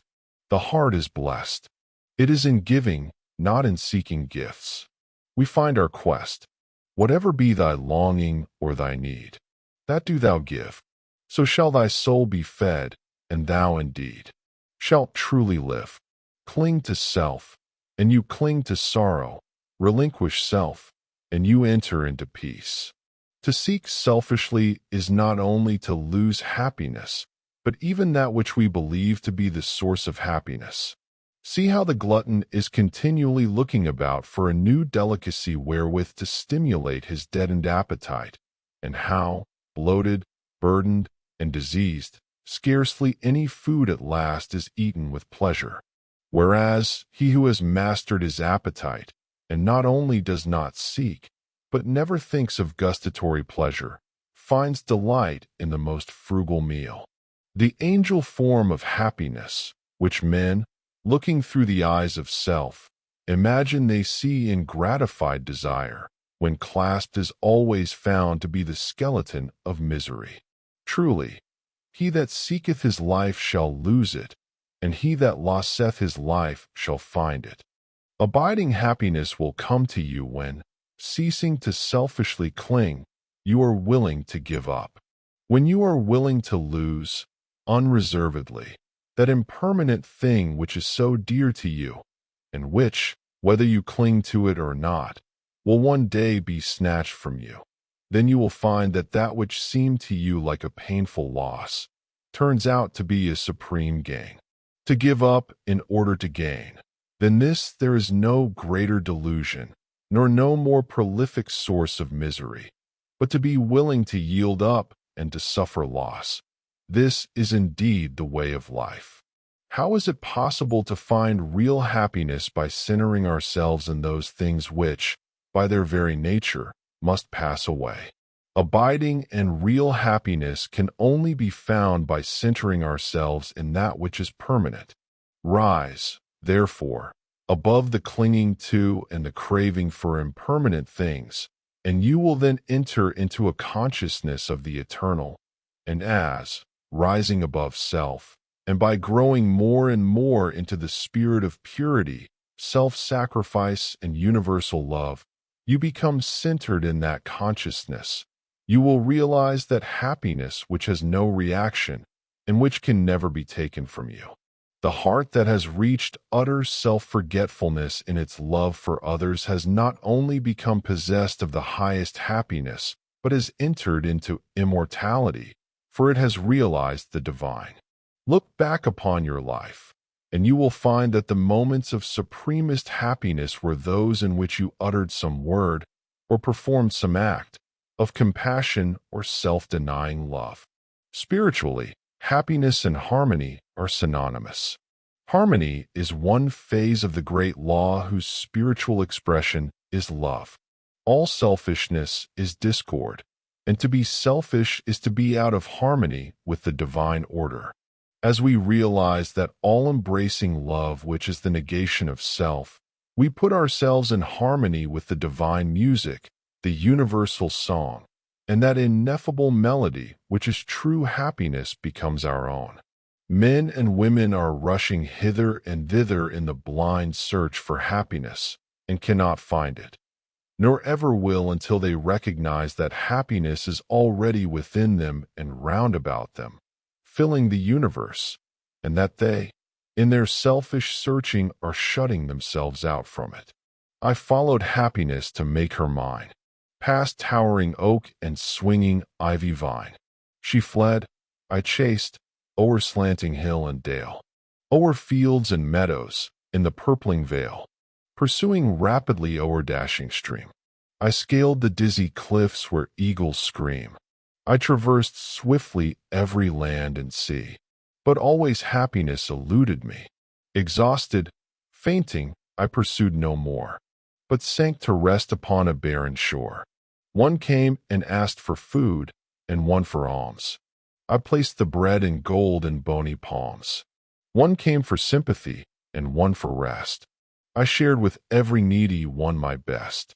When lo, sweet happiness, with form divine, stood by me, whispering softly, I am thine. These beautiful lines of Burleigh's express the secret of all abounding happiness. Sacrifice the personal and transient, and you rise at once into the impersonal and permanent. Give up that narrow, cramped self that seeks to render all things subservient to its own petty interests, and you will enter into the company of the angels, into the very heart and essence of universal love. Forget yourself entirely in the sorrows of others and in ministering to others, and divine happiness will emancipate you from all sorrow and suffering. Taking the first step with a good thought, the second with a good word, and the third with a good deed, I entered paradise. And you also may enter into paradise by pursuing the same course. It is not beyond, it is here. It is realized only by the unselfish. It is known in its fullness only to the pure in heart. If you have not realized this unbounded happiness, you may begin to actualize it by ever holding before you the lofty ideal of unselfish love and aspiring towards it. Aspiration or prayer is desire turned upward. It is the soul turning toward its divine source, where alone permanent satisfaction can be found. By aspiration, the destructive forces of desire are transmuted into divine and all-preserving energy. To aspire is to make an effort to shake off the trammels of desire. It is the prodigal made wise by loneliness and suffering, returning to his Father's mansion. As you rise above the sordid self, as you break, one after another, the chains that bind you, will you realize the joy of giving, as distinguished from the misery of grasping, giving of your substance, giving of your intellect, giving of the love and light that is growing within you. You will then understand that it is indeed more blessed to give than to receive. But the giving must be of the heart without any taint of self, without desire for reward. The gift of pure love is always attended with bliss. If, after you have given, you are wounded because you are not thanked or flattered, or your name put in the paper, know then that your gift was prompted by vanity and not by love, and you were merely giving in order to get, were not really giving, but grasping. Lose yourself in the welfare of others. Forget yourself in all that you do. This is the secret of abounding happiness. Ever be on the watch to guard against selfishness, and learn faithfully the divine lessons of inward sacrifice. So shall you climb the highest heights of happiness, and shall remain in the never-clouded sunshine of universal joy, clothed in the shining garment of immortality. Are you searching for the happiness that does not fade away? Are you looking for the joy that lives and leaves no grievous day? Are you panting for the waterbrooks of love and life and peace? Then let all dark desires depart and selfish seeking cease. Are you lingering in the paths of pain, grief-haunted, stricken sore? Are you wandering in the ways that wound your weary feet the more? Are you sighing for the resting place where tears and sorrows cease? Then sacrifice your selfish heart and find the heart of peace. Chapter 7. The Realization of Prosperity. It is granted only to the heart that abounds with integrity, trust, generosity, and love to realize true prosperity. The heart that is not possessed of these qualities cannot know prosperity, for prosperity, like happiness, is not an outward possession, but an inward realization. The greedy man may become a millionaire, but he will always be wretched and mean and poor, and will even consider himself outwardly poor so long as there is a man in the world who is richer than himself, whilst the upright, the open-handed and loving will realize a full and rich prosperity, even though their outward possessions may be small. He is poor who is dissatisfied. He is rich who is contented with what he has, and he is richer who is generous with what he has. When we contemplate the fact that the universe is abounding in all good things, material as well as spiritual, and compare it with man's blind eagerness to secure a few gold coins or a few acres of dirt, it is then that we realize how dark and ignorant selfishness is. It is then that we know that self-seeking is self-destruction. Nature gives all, without reservation, and loses nothing. Man, grasping all, loses everything. If you would realize true prosperity, do not settle down, as many have done, into the belief that if you do right, everything will go wrong. Do not allow the word competition to shake your faith in the supremacy of righteousness. I care not what men may say about the laws of competition, for do I not know the unchangeable law, which shall one day put them all to rout, and which puts them to rout even now in the heart and life of the righteous man? And knowing this law, I can contemplate all dishonesty with undisturbed repose, for I know where certain destruction awaits it. Under all circumstances do that which you believe to be right, and trust the law.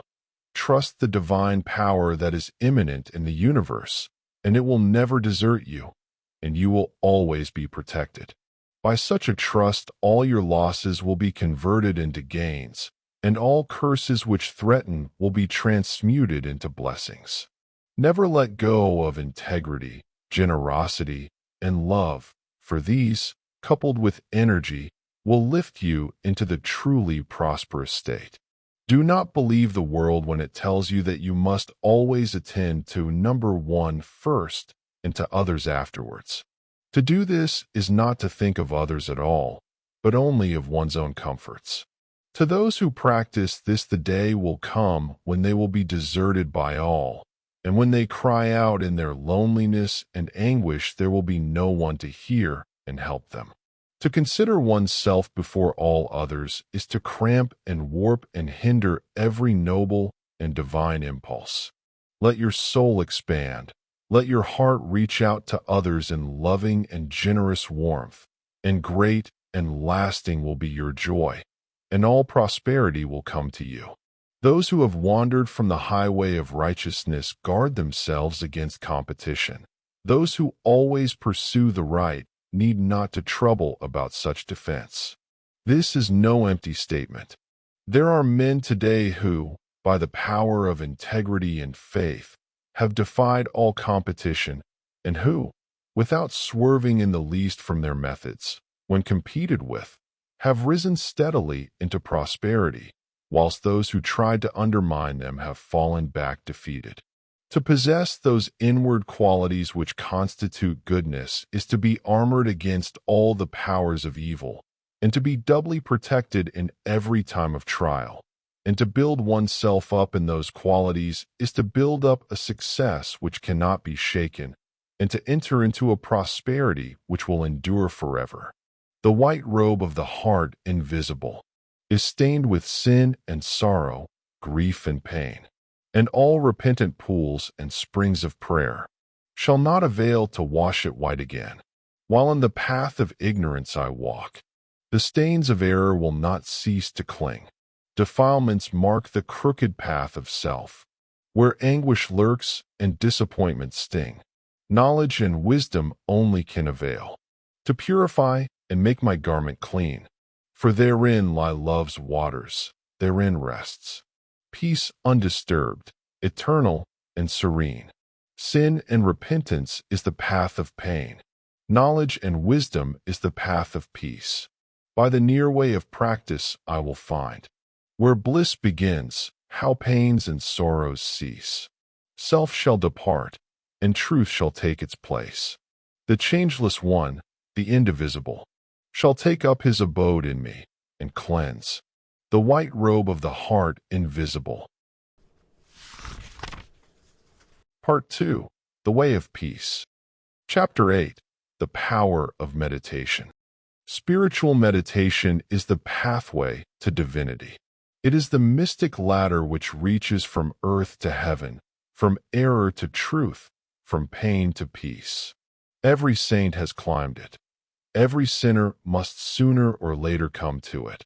And every weary pilgrim that turns his back upon self and the world and sets his face resolutely toward the Father's home must plant his feet upon its golden rounds.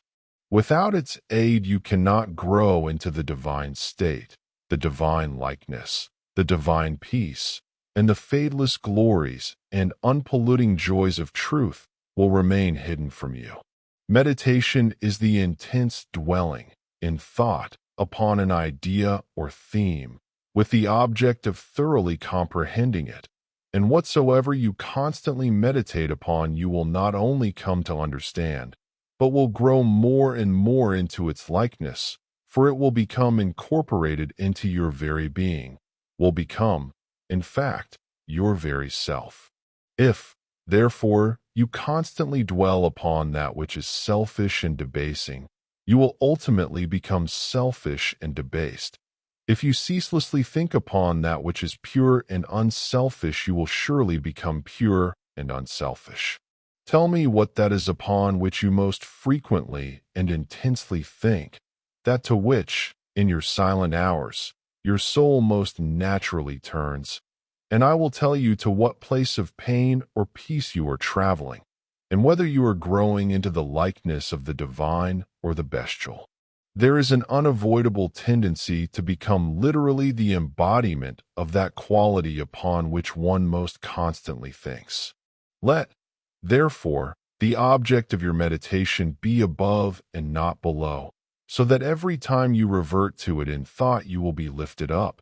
Let it be pure and unmixed with any selfish element. So shall your heart become purified and drawn nearer to truth, and not defiled and dragged more hopelessly into error. Meditation, in the spiritual sense in which I am now using it, is the secret of all growth in spiritual life and knowledge. Every prophet, sage, and savior became such by the power of meditation. Buddha meditated upon the truth until he could say, I am the truth. Jesus brooded upon the divine immanence until at last he could declare, I and my Father are one.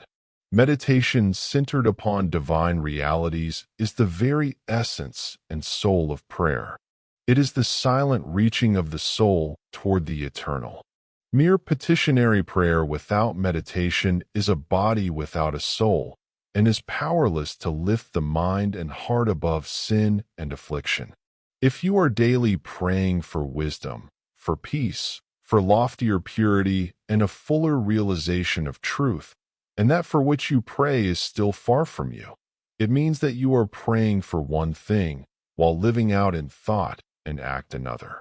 If you will cease from such waywardness, taking your mind off those things the selfish clinging to which debars you from the possession of the stainless realities for which you pray, if you will no longer ask God to grant you that which you do not deserve, or to bestow upon you that love and compassion which you refuse to bestow upon others, but will commence to think and act in the spirit of truth, you will day by day be growing into those realities, so that ultimately you will become one with them. He who would secure any worldly advantage must be willing to work vigorously for it. And he would be foolish indeed who, waiting with folded hands, expected it to come to him for the mere asking. Do not then vainly imagine that you can obtain the heavenly possessions without making an effort. Only when you commence to work earnestly in the kingdom of truth will you be allowed to partake of the bread of life. And when you have, by patient and uncomplaining effort, earned the spiritual wages for which you ask, they will not be withheld from you. If you really seek truth, and not merely your own gratification, if you love it above all worldly pleasures and gains, more, even, than happiness itself, you will be willing to make the effort necessary for its achievement.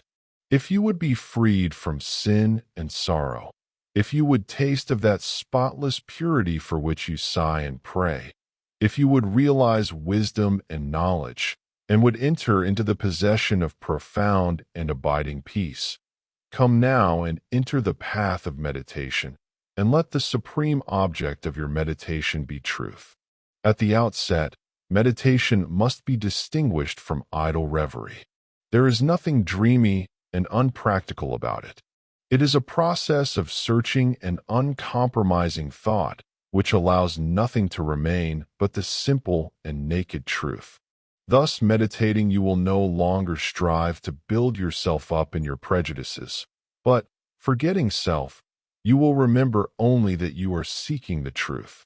And so you will remove, one by one, the errors which you have built around yourself in the past, and will patiently wait for the revelation of truth, which will come when your errors have been sufficiently removed. In the silent humility of your heart, you will realize that there is an inmost center in us all, where truth abides in fullness, and around, wall upon wall, the gross flesh hems it in. This perfect, clear perception, which is truth, a baffling and perverting carnal mesh, blinds it and makes all error, and to know, rather consists in opening out a way, whence the imprisoned splendor may escape, than in effecting entry for a light, supposed to be without. Select some portion of the day in which to meditate, and keep that period sacred to your purpose. The best time is the very early morning, when the spirit of repose is upon everything. All natural conditions will then be in your favor. The passions, after the long bodily fast of the night, will be subdued. The excitements and worries of the previous day will have died away, and the mind, strong and yet restful, will be receptive to spiritual instruction. Indeed, one of the first efforts you will be called upon to make will be to shake off lethargy and indulgence, and if you refuse, you will be unable to advance, for the demands of the Spirit are imperative. To be spiritually awakened is also to be mentally and physically awakened. The sluggard and the self-indulgent can have no knowledge of truth. He who, possessed of health and strength, wastes the calm, precious hours of the silent morning in drowsy indulgence is totally unfit to climb the heavenly heights. He whose awakening consciousness has become alive to its lofty possibilities, who is beginning to shake off the darkness of ignorance in which the world is enveloped, rises before the stars have ceased their vigil, and, grappling with the darkness within his soul, strives, by holy aspiration, to perceive the light of truth while the unawakened world dreams on. The heights by great men reached and kept were not attained by sudden flight, but they, while their companions slept, were toiling upward in the night. No saint, no holy man, no teacher of truth ever lived who did not rise early in the morning. Jesus habitually rose early and climbed the solitary mountains to engage in Holy Communion. Buddha always rose an hour before sunrise and engaged in meditation, and all his disciples were enjoined to do the same. If you have to commence your daily duties at a very early hour, and are thus debarred from giving the early morning to systematic meditation, try to give an hour at night, and should this, by the length and laboriousness of your daily task, be denied you, you need not despair, for you may turn your thoughts upward in holy meditation in the intervals of your work, or in those few idle minutes which you now waste in aimlessness. And should your work be of that kind which becomes by practice automatic, you may meditate while engaged upon it. That eminent Christian saint and philosopher, Jacob Boehme, realized his vast knowledge of divine things whilst working long hours as a shoemaker. In every life there is time to think, and the busiest, the most laborious, is not shut out from aspiration and meditation. Spiritual meditation and self-discipline are inseparable. You will, therefore, commence to meditate upon yourself so as to try and understand yourself.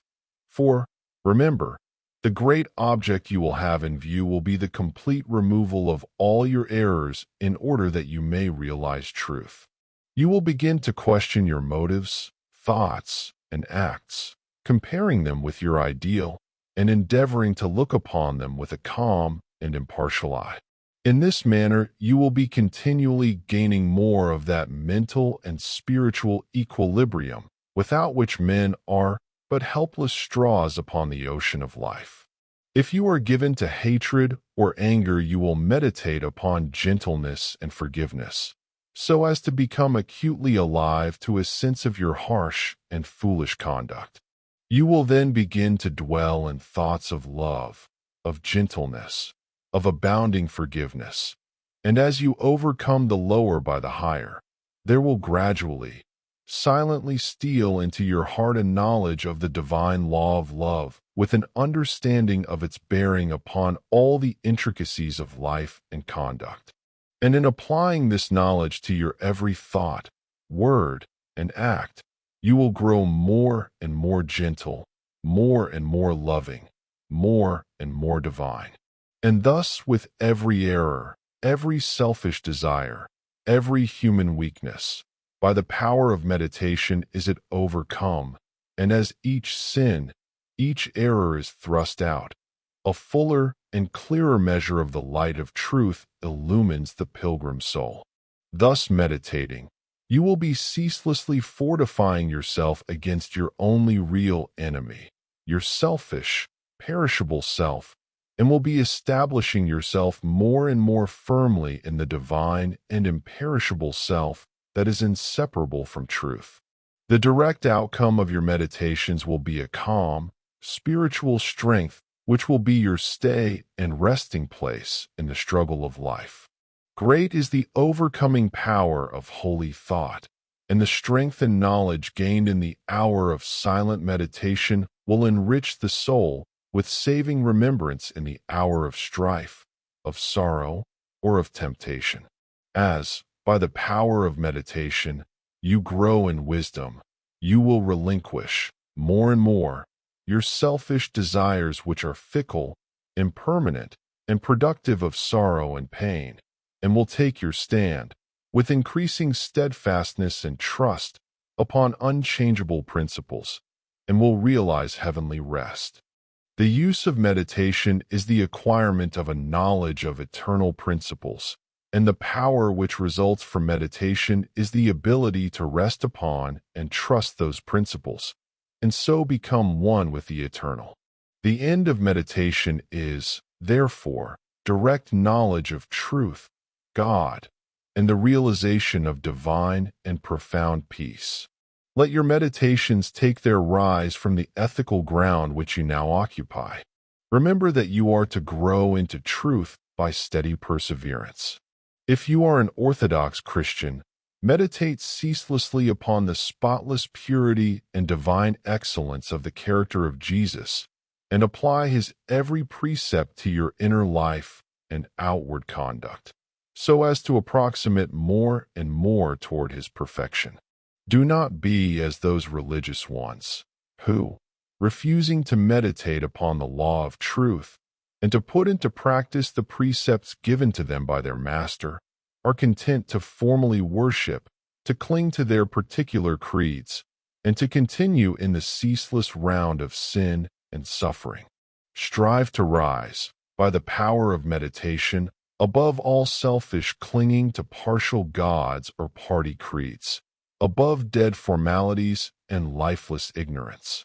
Thus walking the high way of wisdom, with mind fixed upon the spotless truth, you shall know no halting place short of the realization of truth. He who earnestly meditates first perceives a truth, as it were, afar off, and then realizes it by daily practice. It is only the doer of the word of truth that can know of the doctrine of truth, for though by pure thought the truth is perceived, it is only actualized by practice. Said the divine Gautama, the Buddha, he who gives himself up to vanity and does not give himself up to meditation, forgetting the real aim of life and grasping at pleasure, will in time envy him who has exerted himself in meditation. And he instructed his disciples in the following 5 great meditations. The first meditation is the meditation of love, in which you so adjust your heart that you long for the weal and welfare of all beings, including the happiness of your enemies. The second meditation is the meditation of pity, in which you think of all beings in distress, vividly representing in your imagination their sorrows and anxieties, so as to arouse a deep compassion for them in your soul. The third meditation is the meditation of joy, in which you think of the prosperity of others and rejoice with their rejoicings. The fourth meditation is the meditation of impurity, in which you consider the evil consequences of corruption, the effects of sin and diseases, how trivial often the pleasure of the moment, and how fatal its consequences. The fifth meditation is the meditation on serenity, in which you rise above love and hate, tyranny and oppression, wealth and want, and regard your own fate with impartial calmness and perfect tranquility. By engaging in these meditations, the disciples of the Buddha arrived at a knowledge of the truth. But whether you engage in these particular meditations or not matters little, so long as your object is truth, so long as you hunger and thirst for that righteousness which is a holy heart and a blameless life. In your meditations, therefore, let your heart grow and expand with ever-broadening love, until, freed from all hatred and passion and condemnation, it embraces the whole universe with thoughtful tenderness. As the flower opens its petals to receive the morning light, so open your soul more and more to the glorious light of truth. Soar upward upon the wings of aspiration. Be fearless, and believe in the loftiest possibilities. Believe that a life of absolute meekness is possible. Believe that a life of stainless purity is possible. Believe that a life of perfect holiness is possible. Believe that the realization of the highest truth is possible. He who so believes climbs rapidly the heavenly hills, whilst the unbelievers continue to grope darkly and painfully in the fog-bound valleys. So believing, so aspiring, so meditating, divinely sweet and beautiful will be your spiritual experiences, and glorious the revelations that will enrapture your inward vision. As you realize the divine love, the divine justice, the divine purity, the perfect law of good, or God, great will be your bliss and deep your peace. Old things will pass away, and all things will become new. The veil of the material universe, so dense and impenetrable to the eye of error, so thin and gauzy to the eye of truth, will be lifted and the spiritual universe will be revealed. Time will cease, and you will live only in eternity. Change and mortality will no more cause you anxiety and sorrow, for you will become established in the unchangeable and will dwell in the very heart of immortality. Star of wisdom, star that of the birth of Vishnu, birth of Krishna, Buddha, Jesus, told the wise ones, heavenward looking, waiting, watching for thy gleaming. In the darkness of the night time, in the starless gloom of midnight, shining herald of the coming, of the kingdom of the righteous, teller of the mystic story, of the lowly birth of Godhead, in the stable of the passions, in the manger of the mind-soul, silent singer of the secret, of compassion deep and holy, to the heart with sorrow burdened, to the soul with waiting weary, star of all-surpassing brightness, thou again dost deck the midnight, thou again dost cheer the wise ones, watching in the creedal darkness, weary of the endless battle, with the grinding blades of error, tired of lifeless, useless idols, of the dead forms of religions, spent with watching for thy shining. Thou hast ended their despairing. Thou hast lighted up their pathway. Thou hast brought again the old truths to the hearts of all thy watchers, to the souls of them that love thee. Thou dost speak of joy and gladness, of the peace that comes of sorrow. Blessed are they that can see thee, weary wanderers in the night time. Blessed they who feel the throbbing, in their bosoms feel the pulsing, of a deep love stirred within them, by the great power of thy shining. Let us learn thy lesson truly. Learn it faithfully and humbly. Learn it meekly, wisely, gladly. Ancient star of holy Vishnu, light of Krishna, Buddha, Jesus. Chapter 9. The Two Masters, Self and Truth. Upon the battlefield of the human soul, two masters are ever contending for the crown of supremacy, for the kingship and dominion of the heart.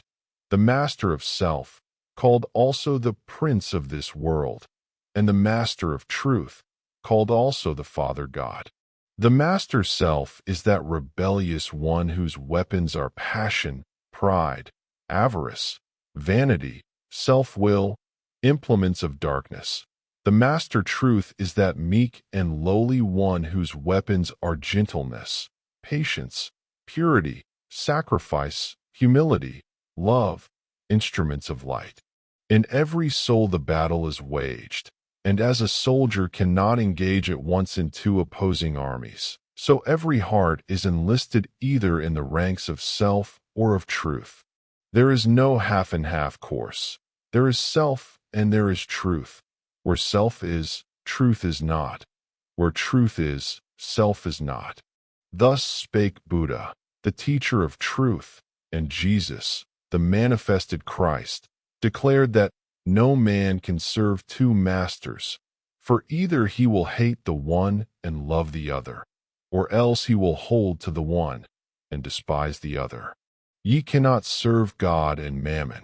Truth is so simple, so absolutely undeviating and uncompromising that it admits of no complexity, no turning, no qualification. Self is ingenious, crooked, and governed by subtle and snaky desire, admits of endless turnings and qualifications, and the deluded worshippers of self vainly imagine that they can gratify every worldly desire, and at the same time possess the truth. But the lovers of truth worship truth with the sacrifice of self, and ceaselessly guard themselves against worldliness and self-seeking. Do you seek to know and to realize truth? Then you must be prepared to sacrifice, to renounce to the uttermost, for truth in all its glory can only be perceived and known when the last vestige of self has disappeared. The eternal Christ declared that he who would be his disciple must deny himself daily. Are you willing to deny yourself, to give up your lusts, your prejudices, your opinions? If so, you may enter the narrow way of truth and find that peace from which the world is shut out. The absolute denial, the utter extinction of self is the perfect state of truth, and all religions and philosophies are but so many aids to this supreme attainment. Self is the denial of truth. Truth is the denial of self. As you let self die, you will be reborn in truth. As you cling to self, truth will be hidden from you. Whilst you cling to self, Your path will be beset with difficulties, and repeated pains, sorrows, and disappointments will be your lot.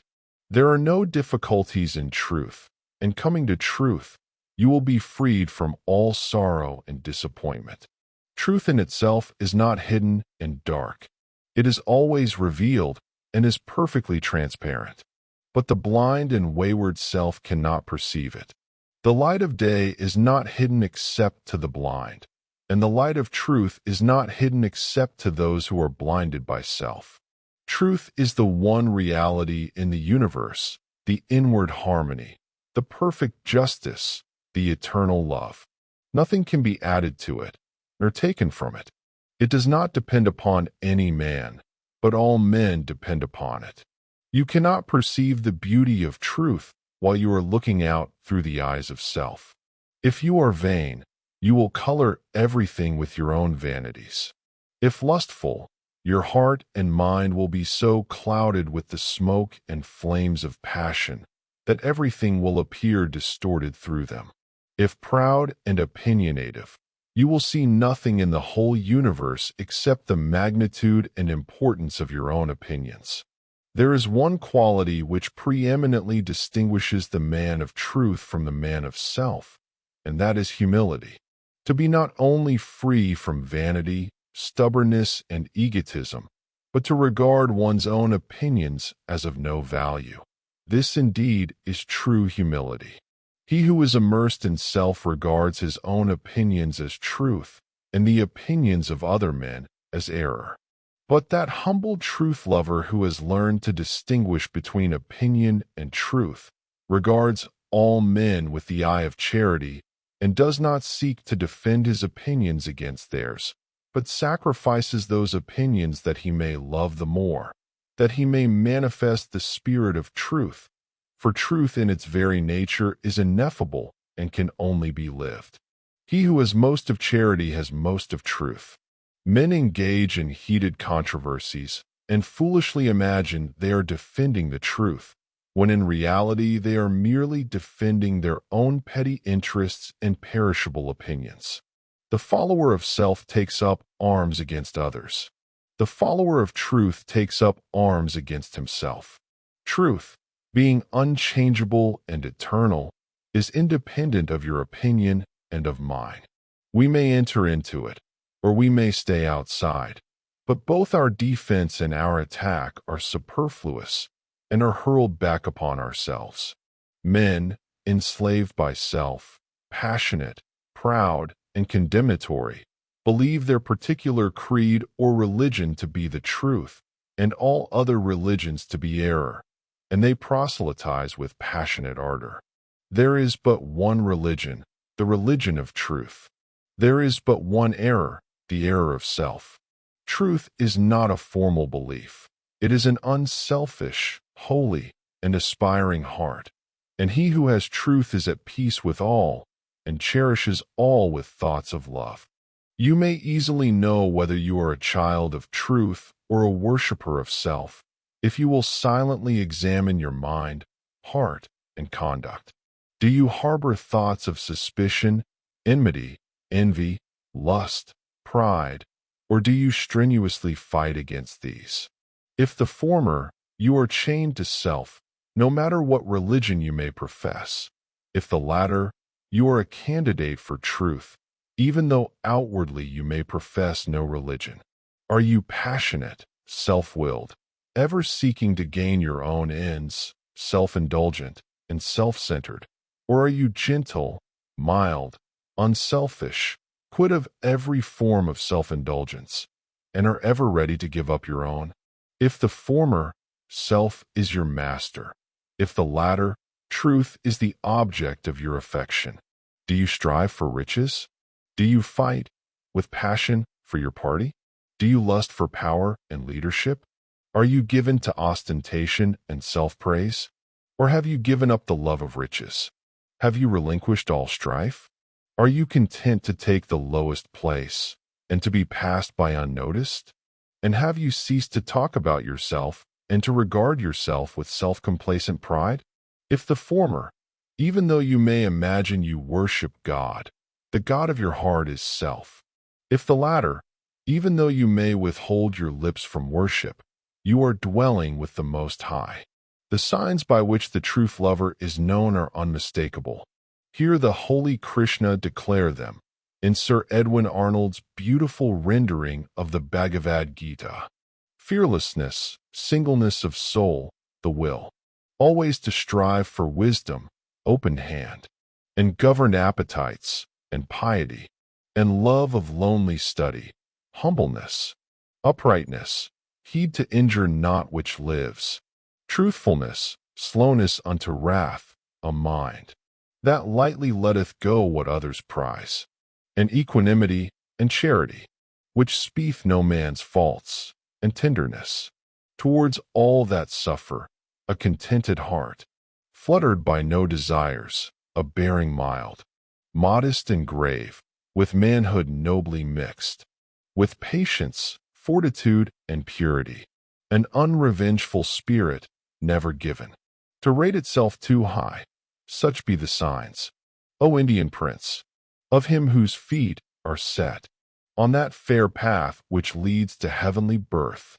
When men, lost in the devious ways of error and self, have forgotten the heavenly birth, the state of holiness and truth, they set up artificial standards by which to judge one another and make acceptance of and adherence to their own particular theology the test of truth, and so men are divided one against another, and there is ceaseless enmity and strife, and unending sorrow and suffering. Reader, do you seek to realize the birth into truth? There is only one way. Let self die. All those lusts, appetites, desires, opinions, limited conceptions, and prejudices to which you have hitherto so tenaciously clung, let them fall from you. Let them no longer hold you in bondage, and truth will be yours. Cease to look upon your own religion as superior to all others, and strive humbly to learn the supreme lesson of charity. No longer cling to the idea, so productive of strife and sorrow, that the Savior whom you worship is the only Savior, and that the Savior whom your brother worships with equal sincerity and ardor is an impostor. But seek diligently the path of holiness, and then you will realize that every holy man is a savior of mankind. The giving up of self is not merely the renunciation of outward things. It consists of the renunciation of the inward sin, the inward error, not by giving up vain clothing, not by relinquishing riches, not by abstaining from certain foods, not by speaking smooth words. Not by merely doing these things is the truth found, but by giving up the spirit of vanity, by relinquishing the desire for riches, by abstaining from the lust of self-indulgence, by giving up all hatred, strife, condemnation, and self-seeking, and becoming gentle and pure at heart. By doing these things is the truth found. To do the former, and not to do the latter, is Pharisaism and hypocrisy, whereas the latter includes the former. You may renounce the outward world and isolate yourself in a cave or in the depths of a forest, but you will take all your selfishness with you, and unless you renounce that, great indeed will be your wretchedness and deep your delusion. You may remain just where you are, performing all your duties, and yet renounce the world, the inward enemy. To be in the world and yet not of the world is the highest perfection. The most blessed peace is to achieve the greatest victory. The renunciation of self is the way of truth. Therefore, enter the path. There is no grief like hate, no pain like passion, no deceit like sense. Enter the path. Far hath he gone whose foot treads down one fond offense. As you succeed in overcoming self, you will begin to see things in their right relations. He who is swayed by any passion, prejudice, like or dislike, adjusts everything to that particular bias, and sees only his own delusions. He who is absolutely free from all passion, prejudice, preference, and partiality, sees himself as he is, sees others as they are, sees all things in their proper proportions and right relations. Having nothing to attack, nothing to defend, nothing to conceal, and no interest to guard, he is at peace. He has realized the profound simplicity of truth, for this unbiased, tranquil, blessed state of mind and heart is the state of truth. He who attains to it dwells with the angels and sits at the footstool of the Supreme. Knowing the great law, knowing the origin of sorrow, knowing the secret of suffering, knowing the way of emancipation in truth, how can such a one engage in strife or condemnation? For though he knows that the blind, self-seeking world, surrounded with the clouds of its own illusions and enveloped in the darkness of error and self, cannot perceive the steadfast light of truth, and is utterly incapable of comprehending the profound simplicity of the heart that has died, or is dying, to self.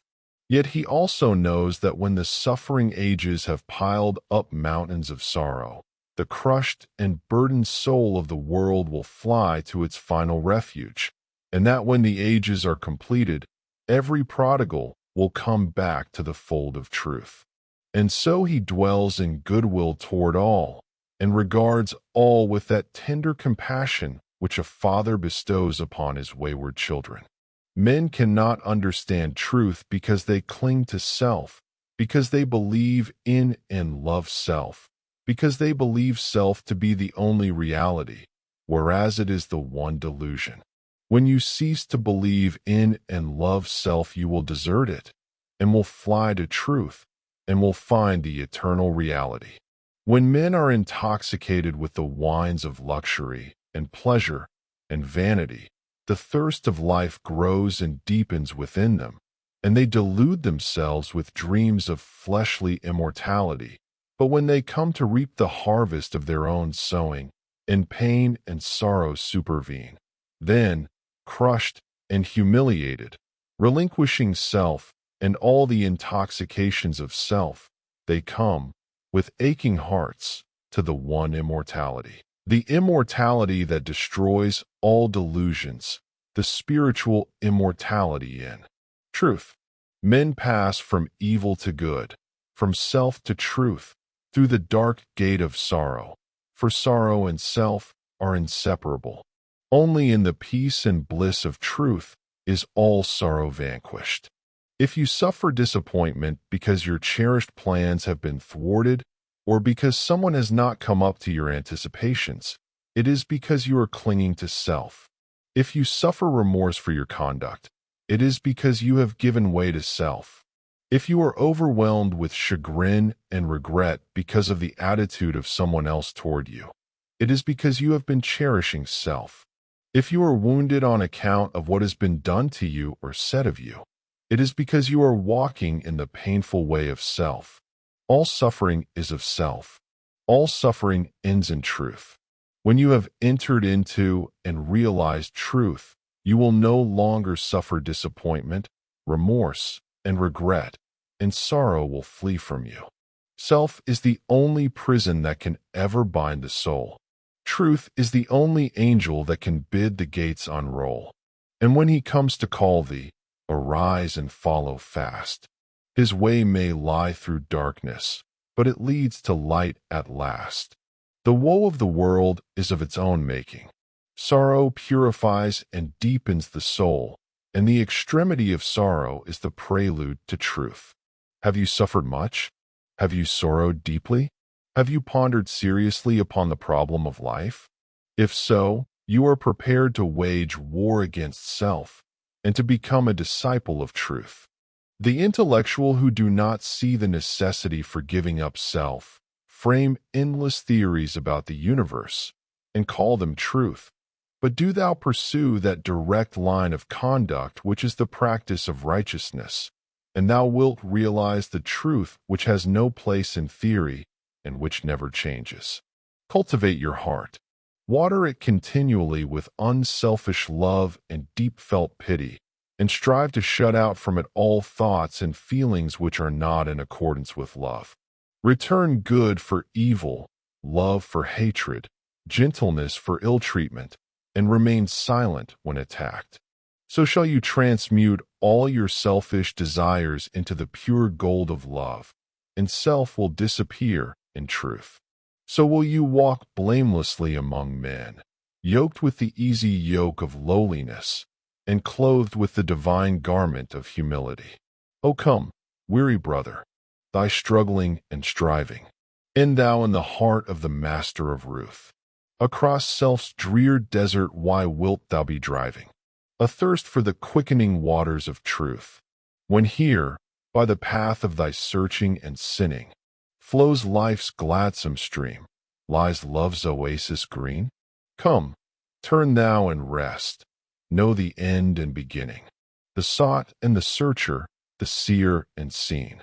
Thy master sits not in the unapproached mountains, nor dwells in the mirage which floats on the air, nor shalt thou discover his magical fountains, in pathways of sand that encircle despair. In selfhood's dark desert cease wearily seeking the odorous tracks of the feet of thy king. And if thou wouldst hear the sweet sound of his speaking, be deaf to all voices that emptily sing.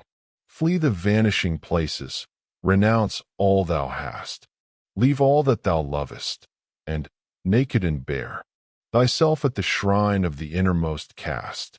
The highest, the holiest, the changeless is there. Within, in the heart of the silence he dwelleth. Leave sorrow and sin, leave thy wanderings sore. Come bathe in his joy, whilst he, whispering, telleth thy soul what it seeketh, and wander no more. Then cease, weary brother, thy struggling and striving. Find peace in the heart of the Master of Ruth.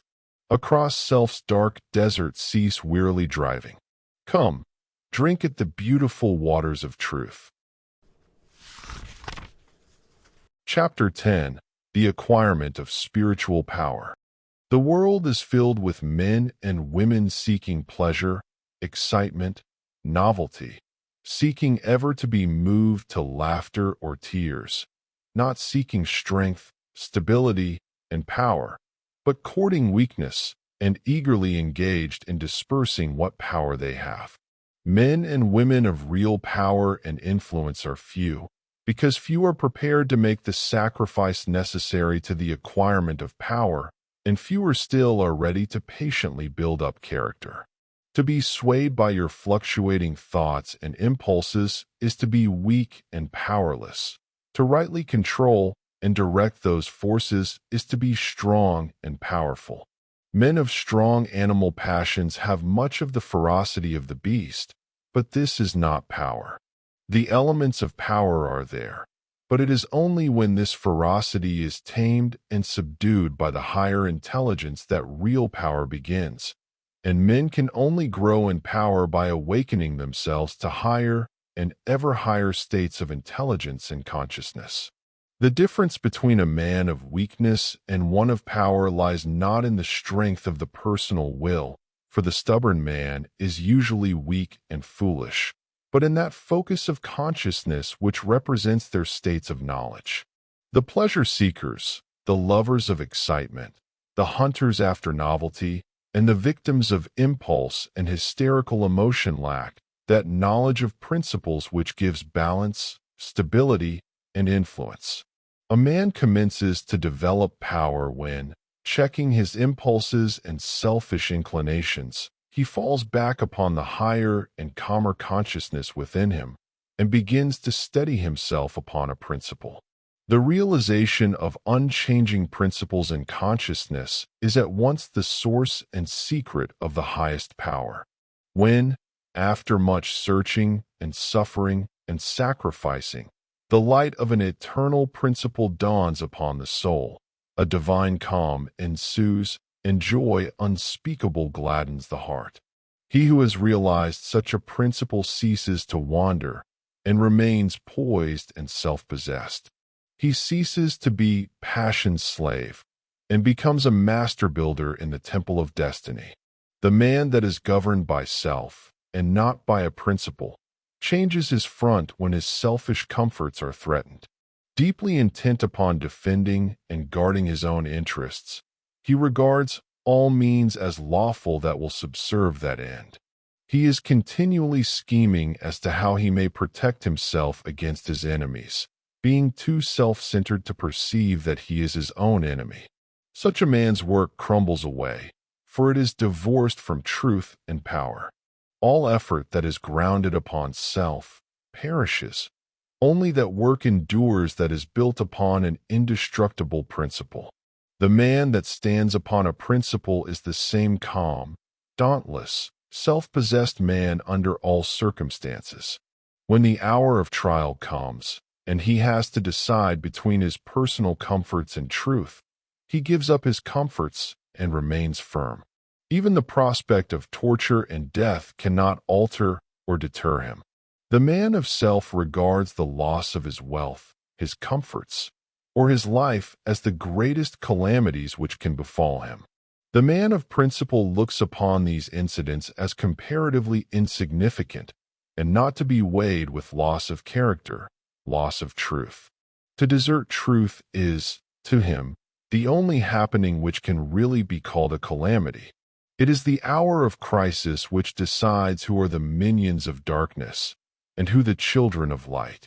It is the epoch of threatening disaster, ruin, and persecution which divides the sheep from the goats and reveals to the reverential gaze of succeeding ages the men and women of power.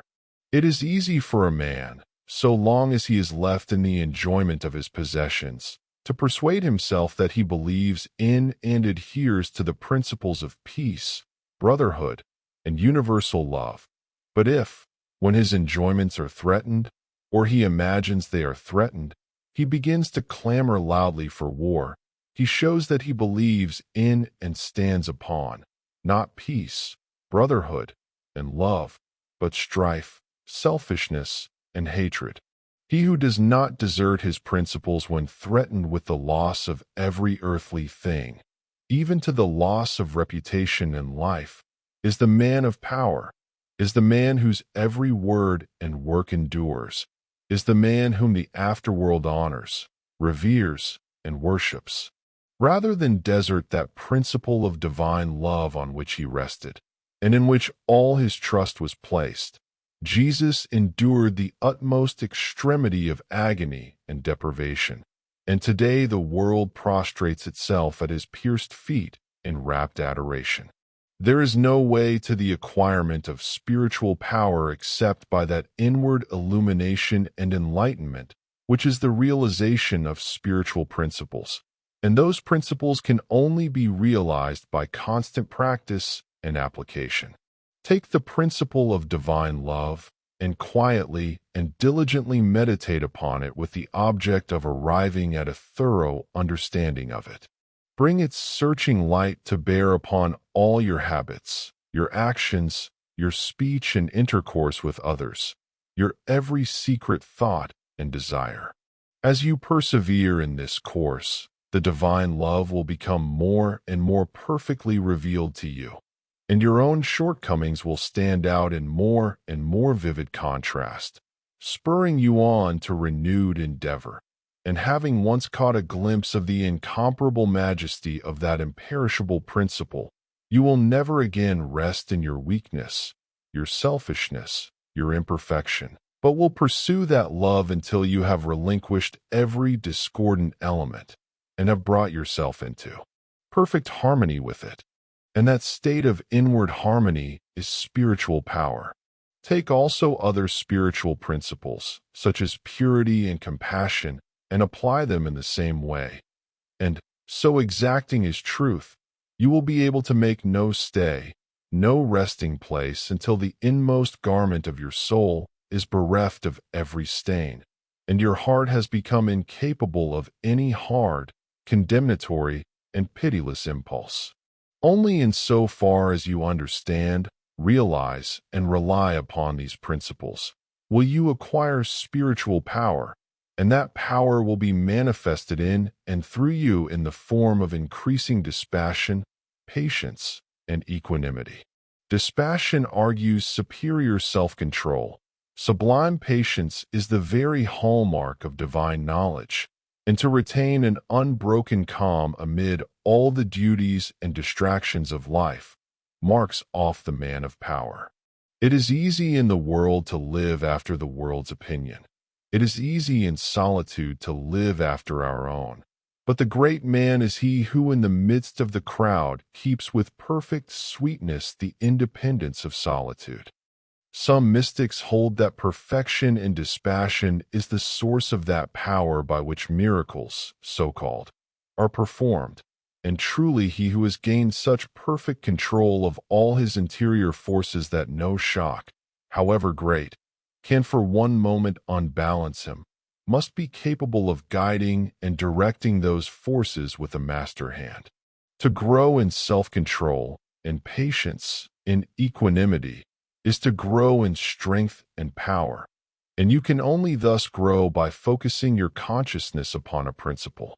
As a child, after making many and vigorous attempts to walk unaided, at last succeeds, after numerous falls, in accomplishing this. So you must enter the way of power by first attempting to stand alone. Break away from the tyranny of custom, tradition, conventionality, and the opinions of others, until you succeed in walking lonely and erect among men. Rely upon your own judgment. Be true to your own conscience. Follow the light that is within you. All outward lights are so many will-o'-the-wisps.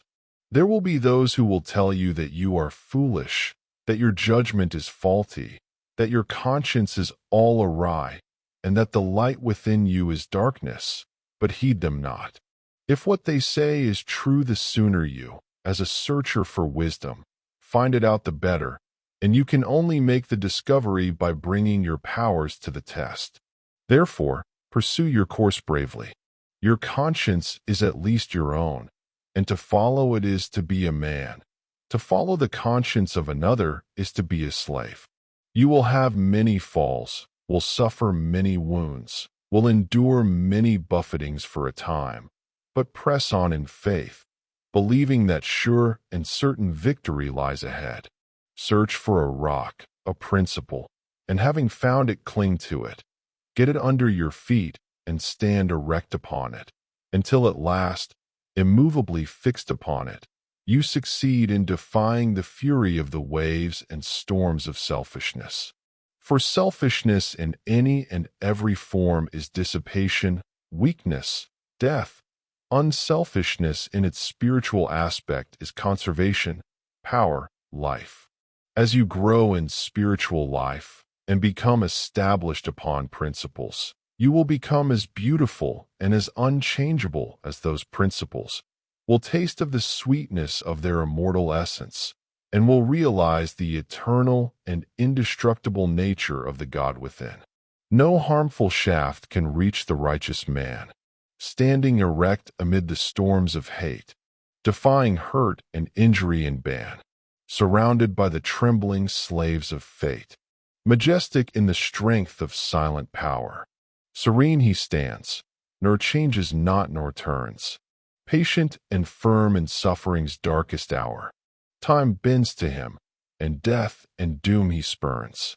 Wrath's lurid lightnings round about him play, and hell's deep thunders roll about his head. Yet heeds he not, for him they cannot slay, who stands whence earth and time and space are fled. Sheltered by deathless love, what fear hath he? Armored in changeless truth, what can he know of loss and gain? Knowing eternity, he moves not whilst the shadows come and go. Call him immortal, call him truth and light, and splendor of prophetic majesty, who bedeth thus amid the powers of night, clothed with the glory of divinity. Chapter 11. The Realization of Selfless Love. It is said that Michelangelo saw in every rough block of stone a thing of beauty awaiting the master hand to bring it into reality. Even so, within each there reposes the divine image awaiting the master hand of faith and the chisel of patience to bring it into manifestation.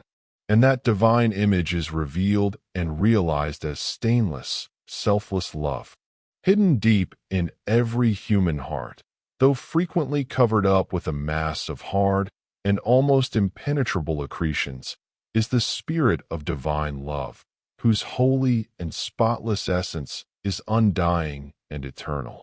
It is the truth in man. It is that which belongs to the Supreme, that which is real and immortal. All else changes and passes away.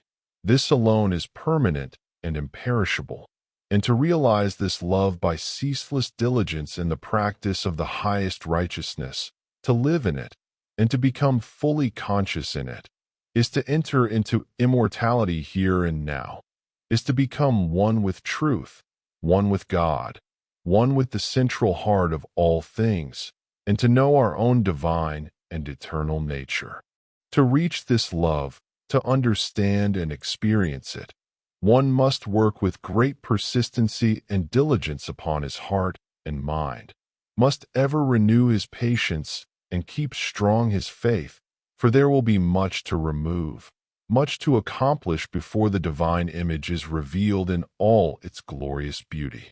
He who strives to reach and to accomplish the divine will be tried to the very uttermost, and this is absolutely necessary. For how else could one acquire that sublime patience without which there is no real wisdom, no divinity? Ever and anon, as he proceeds, all his work will seem to be futile, and his efforts appear to be thrown away. Now and then a hasty touch will mar his image, and perhaps when he imagines his work is almost completed, he will find what he imagined to be the beautiful form of divine love utterly destroyed, and he must begin again with his past bitter experience to guide and help him. But he who has resolutely set himself to realize the highest recognizes no such thing as defeat. All failures are apparent, not real. Every slip, every fall, every return to selfishness is a lesson learned, an experience gained, from which a golden grain of wisdom is extracted, helping the striver toward the accomplishment of his lofty object.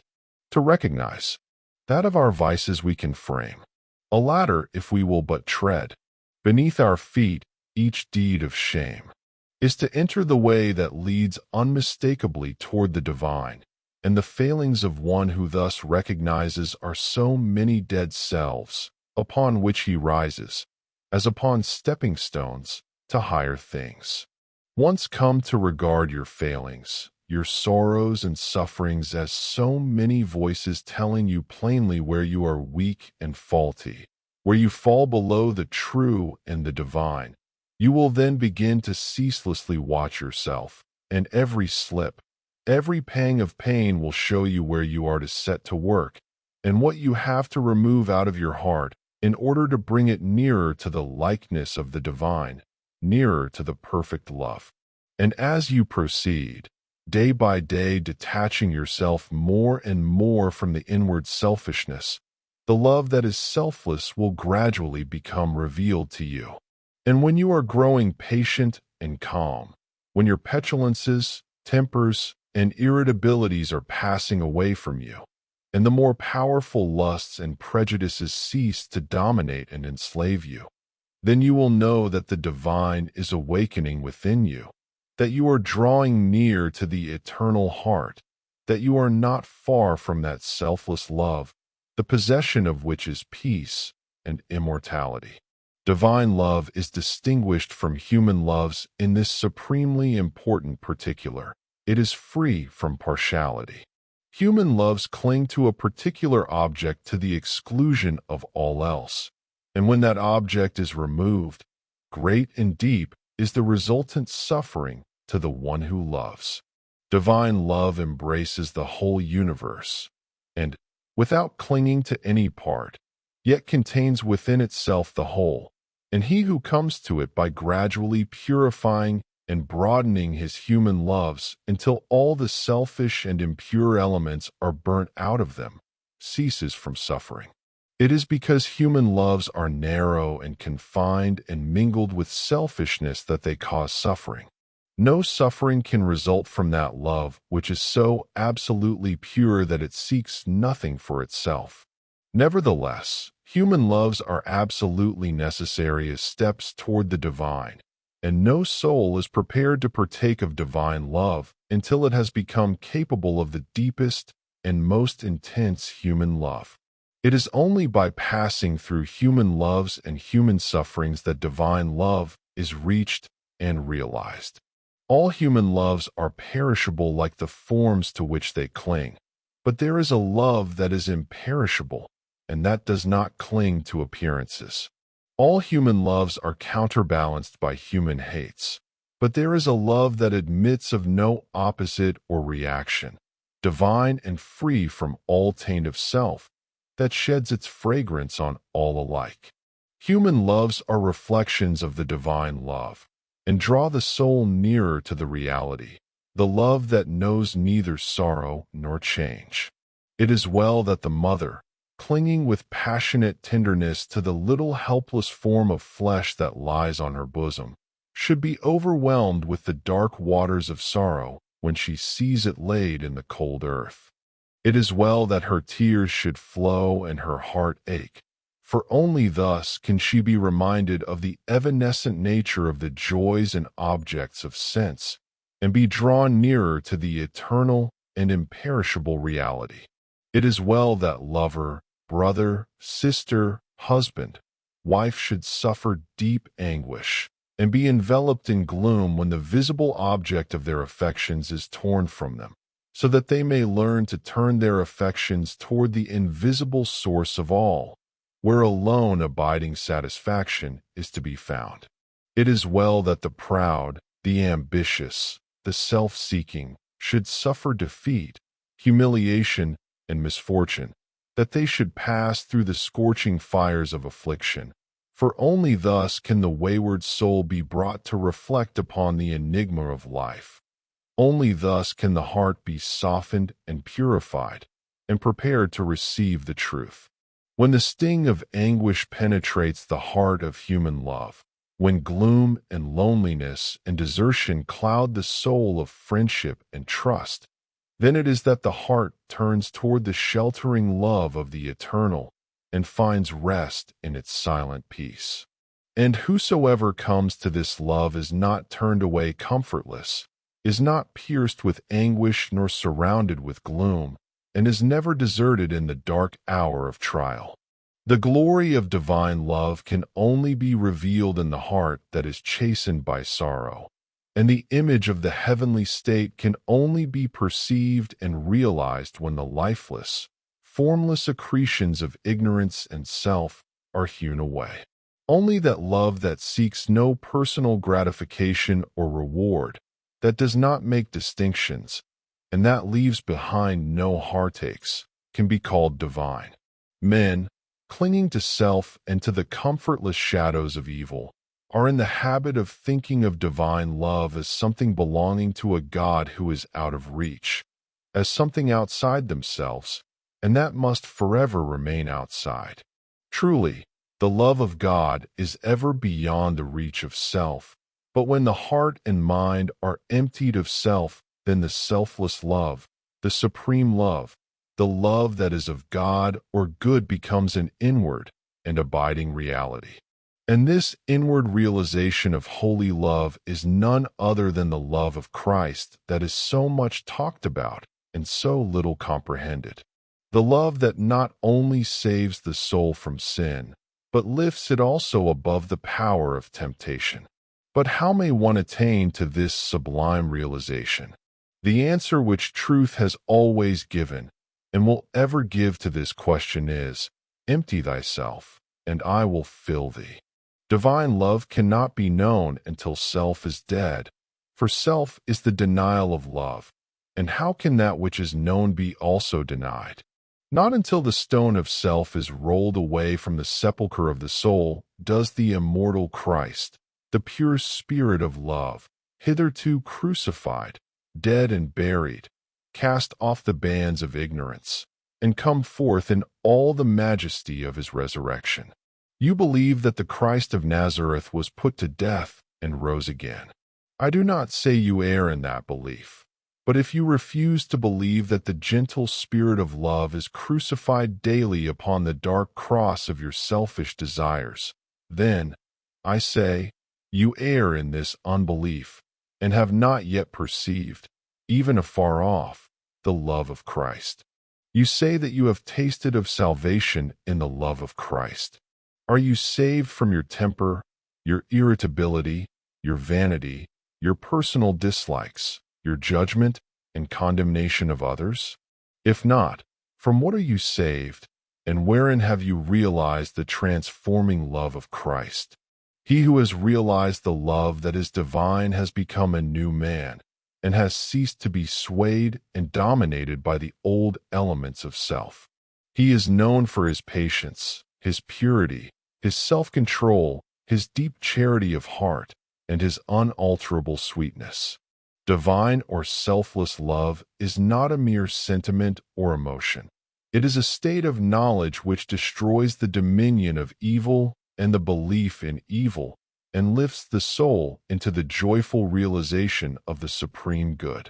To the divinely wise, knowledge and love are one and inseparable. It is toward the complete realization of this divine love that the whole world is moving. It was for this purpose that the universe came into existence, and every grasping at happiness, every reaching out of the soul toward objects, ideas and ideals, is an effort to realize it. But the world does not realize this love at present because it is grasping at the fleeting shadow and ignoring, in its blindness, the substance. And so suffering and sorrow continue, and must continue until the world, taught by its self-inflicted pains, discovers the love that is selfless, the wisdom that is calm and full of peace. And this love, this wisdom, this peace, this tranquil state of mind and heart may be attained to, may be realized by all who are willing and ready to yield up self, and who are prepared to humbly enter into a comprehension of all that the giving up of self involves. There is no arbitrary power in the universe, and the strongest chains of fate by which men are bound are self-forged. Men are chained to that which causes suffering because they desire to be so, because they love their chains, because they think their little dark prison of self is sweet and beautiful, and they are afraid that if they desert that prison they will lose all that is real and worth having. Ye suffer from yourselves, none else compels. None other holds ye that ye live and die. And the indwelling power which forged the chains and built around itself the dark and narrow prison can break away when it desires and wills to do so, and the soul does will to do so when it has discovered the worthlessness of its prison, when long suffering has prepared it for the reception of the boundless light and love. As the shadow follows the form, and as smoke comes after fire, so effect follows cause, and suffering and bliss follow the thoughts and deeds of men. There is no effect in the world around us, but has its hidden or revealed cause, and that cause is in accordance with absolute justice. Men reap a harvest of suffering because in the near or distant past they have sown the seeds of evil. They reap a harvest of bliss also as a result of their own sowing of the seeds of good. Let a man meditate upon this. Let him strive to understand it, and he will then begin to sow only seeds of good, and will burn up the tares and weeds which he has formerly grown in the garden of his heart. The world does not understand the love that is selfless because it is engrossed in the pursuit of its own pleasures and cramped within the narrow limits of perishable interests, mistaking, in its ignorance, those pleasures and interests for real and abiding things. Caught in the flames of fleshly lusts and burning with anguish, it sees not the pure and peaceful beauty of truth. Feeding upon the swinish husks of error and self-delusion, it is shut out from the mansion of all-seeing love. Not having this love, not understanding it. Men institute innumerable reforms which involve no inward sacrifice, and each imagines that his reform is going to right the world forever, while he himself continues to propagate evil by engaging it in his own heart. That only can be called reform which tends to reform the human heart, for all evil has its rise there, and not until the world, ceasing from selfishness and party strife, has learned the lesson of divine love, will it realize the golden age of universal blessedness. Let the rich cease to despise the poor, and the poor to condemn the rich. Let the greedy learn how to give, and the lustful how to grow pure.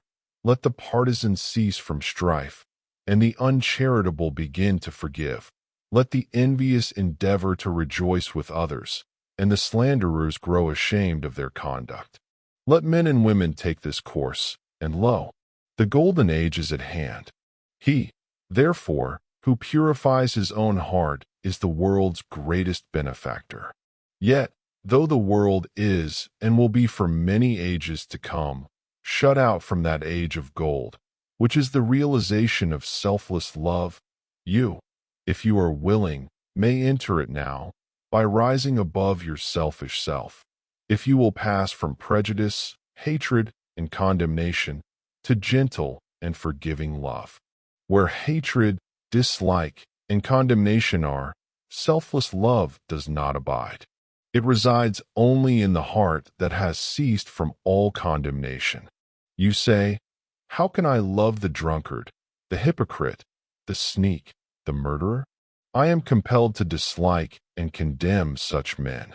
It is true you cannot love such men emotionally, but when you say that you must perforce dislike and condemn them, you show that you are not acquainted with the great overruling love.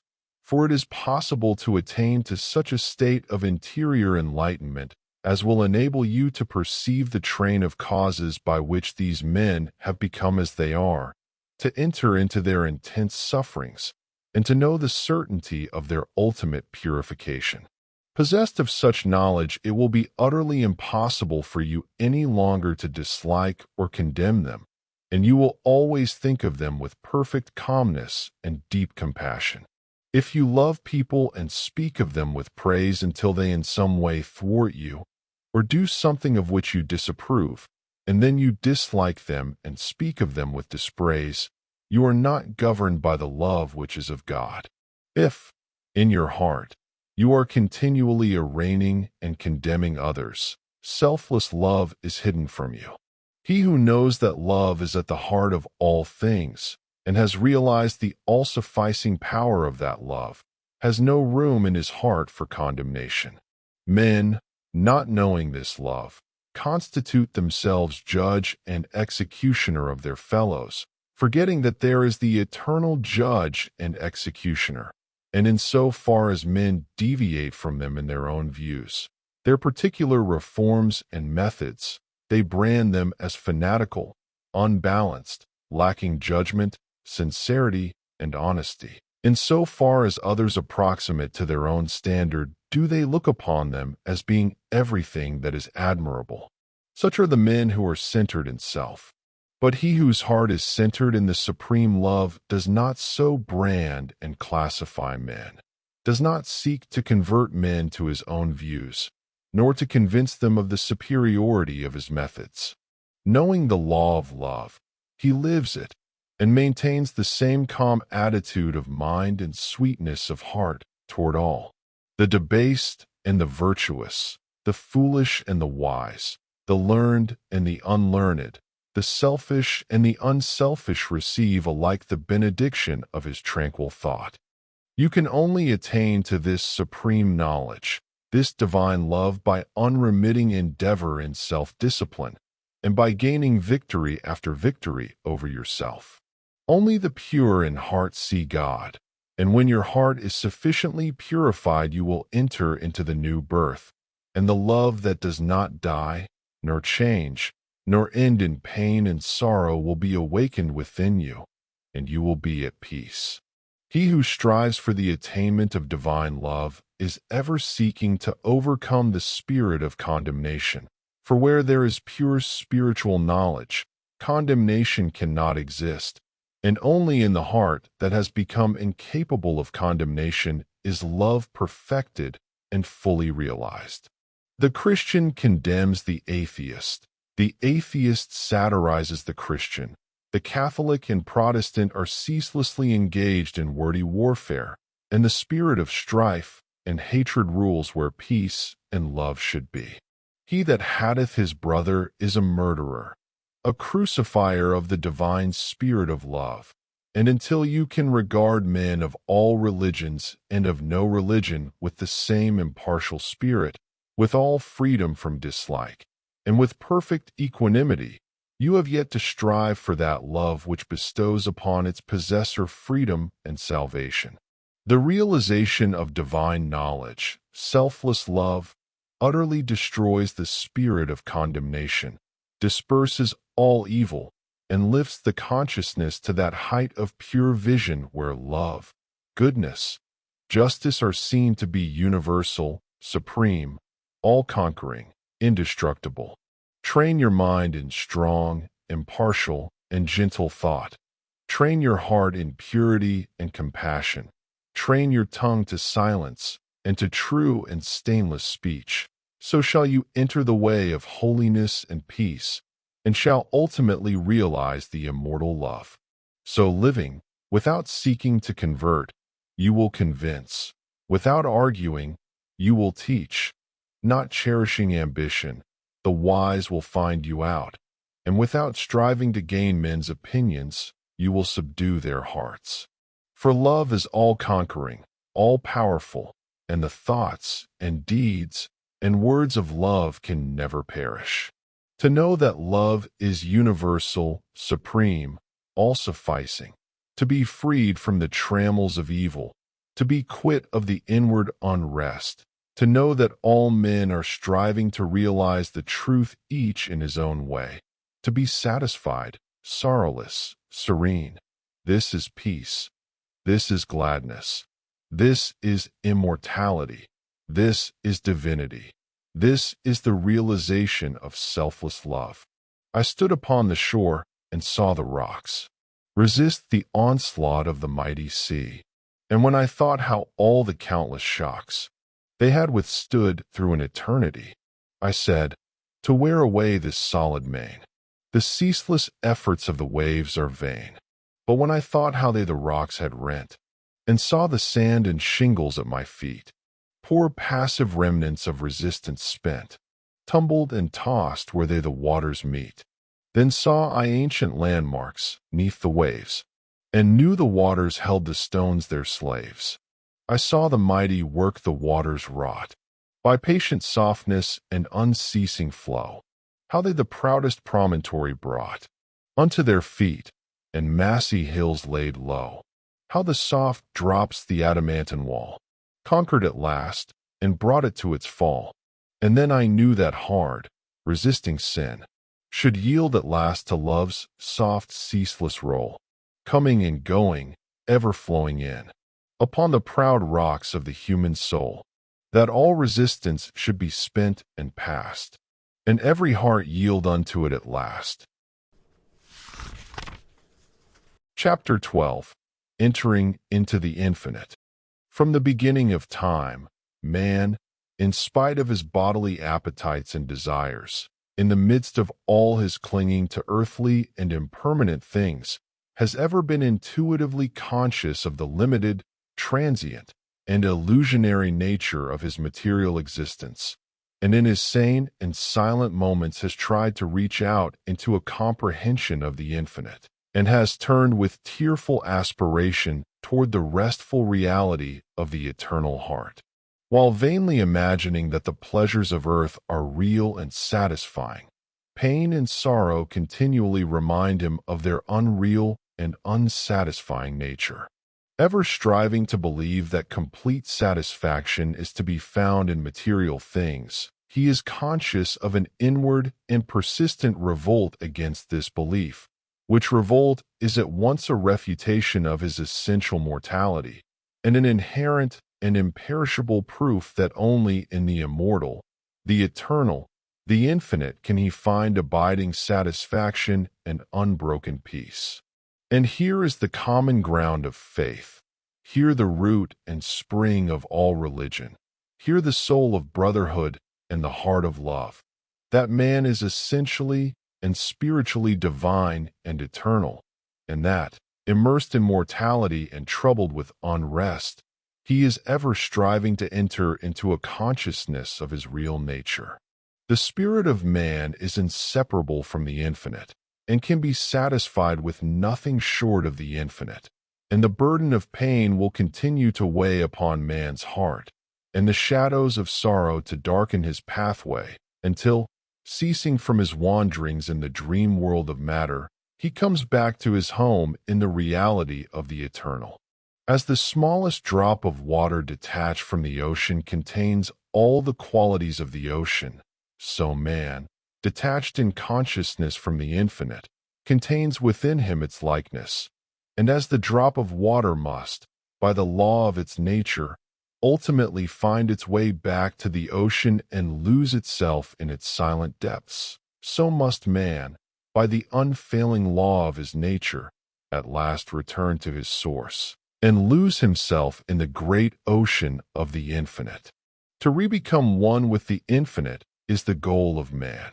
To enter into perfect harmony with the eternal law is wisdom, love, and peace. But this divine state is, and must ever be, incomprehensible to the merely personal. Personality, separateness, selfishness are one and the same, and are the antithesis of wisdom and divinity. By the unqualified surrender of the personality, separateness and selfishness cease, and man enters into the possession of his divine heritage of immortality and infinity. Such surrender of the personality is regarded by the worldly and selfish mind as the most grievous of all calamities, the most irreparable loss. Yet it is the one supreme and incomparable blessing, the only real and lasting gain. The mind unenlightened upon the inner laws of being and upon the nature and destiny of its own life, clings to transient appearances, things which have in them no enduring substantiality, and so clinging, perishes, for the time being, amid the shattered wreckage of its own illusions. Men cling to and gratify the flesh as though it were going to last forever, and though they try to forget the nearness and inevitability of its dissolution, the dread of death, and of the loss of all that they cling to clouds their happiest hours, and the chilling shadow of their own selfishness follows them like a remorseless specter. And with the accumulation of temporal comforts and luxuries, the divinity within men is drugged, and they sink deeper and deeper into materiality, into the perishable life of the senses, and where there is sufficient intellect, theories concerning the immortality of the flesh come to be regarded as infallible truths. When a man's soul is clouded with selfishness in any or every form, he loses the power of spiritual discrimination and confuses the temporal with the eternal, the perishable with the permanent, mortality with immortality, and error with truth. It is thus that the world has come to be filled with theories and speculations having no foundation in human experience. Every body of flesh contains within itself, from the hour of birth, the elements of its own destruction, and by the unalterable law of its own nature must it pass away. The perishable in the universe can never become permanent. The permanent can never pass away. The mortal can never become immortal. The immortal can never die. The temporal cannot become eternal, nor the eternal become temporal. Appearance can never become reality, nor reality fade into appearance. Error can never become truth, nor can truth become error. Man cannot immortalize the flesh, but, by overcoming the flesh, by relinquishing all its inclinations, he can enter the region of immortality. God alone hath immortality. And only by realizing the God state of consciousness does man enter into immortality. All nature in its myriad forms of life is changeable, impermanent, unenduring. Only the informing principle of nature endures. Nature is many and is marked by separation. The informing principle is one and is marked by unity. By overcoming the senses and the selfishness within, which is the overcoming of nature, man emerges from the chrysalis of the personal and illusory, and wings himself into the glorious light of the impersonal, the region of universal truth, out of which all perishable forms come. Let men, therefore, practice self-denial. Let them conquer their animal inclinations. Let them refuse to be enslaved by luxury and pleasure. Let them practice virtue and grow daily into high and ever higher virtue, until at last they grow into the divine and enter into both the practice and the comprehension of humility, meekness, forgiveness, compassion, and love, which practice and comprehension constitute divinity. Goodwill gives insight, and only he who has so conquered his personality that he has but one attitude of mind, that of goodwill toward all creatures, is possessed of divine insight and is capable of distinguishing the true from the false. The supremely good man is, therefore, the wise man, the divine man, the enlightened seer, the knower of the eternal. Where you find unbroken gentleness, enduring patience, sublime lowliness, graciousness of speech, self-control, self-forgetfulness, and deep and abounding sympathy, look there for the highest wisdom. Seek the company of such a one, for he has realized the divine. He lives with the eternal. He has become one with the infinite. Believe not him that is impatient, given to anger, boastful, who clings to pleasure and refuses to renounce his selfish gratifications, and who practices not goodwill and far-reaching compassion. For such a one hath not wisdom. Vain is all his knowledge, and his works and words will perish, for they are grounded on that which passes away. Let a man abandon self. Let him overcome the world. Let him deny the personal. By this pathway only can he enter into the heart of the infinite. The world, the body, the personality are mirages upon the desert of time, transitory dreams in the dark night of spiritual slumber, and those who have crossed the desert, those who are spiritually awakened, have alone comprehended the universal reality where all appearances are dispersed and dreaming and delusion are destroyed. There is one great law which exacts unconditional obedience, one unifying principle which is the basis of all diversity, one eternal truth wherein all the problems of earth pass away like shadows.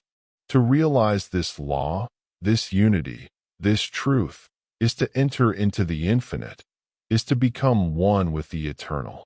To center one's life in the great law of love is to enter into rest, harmony, peace.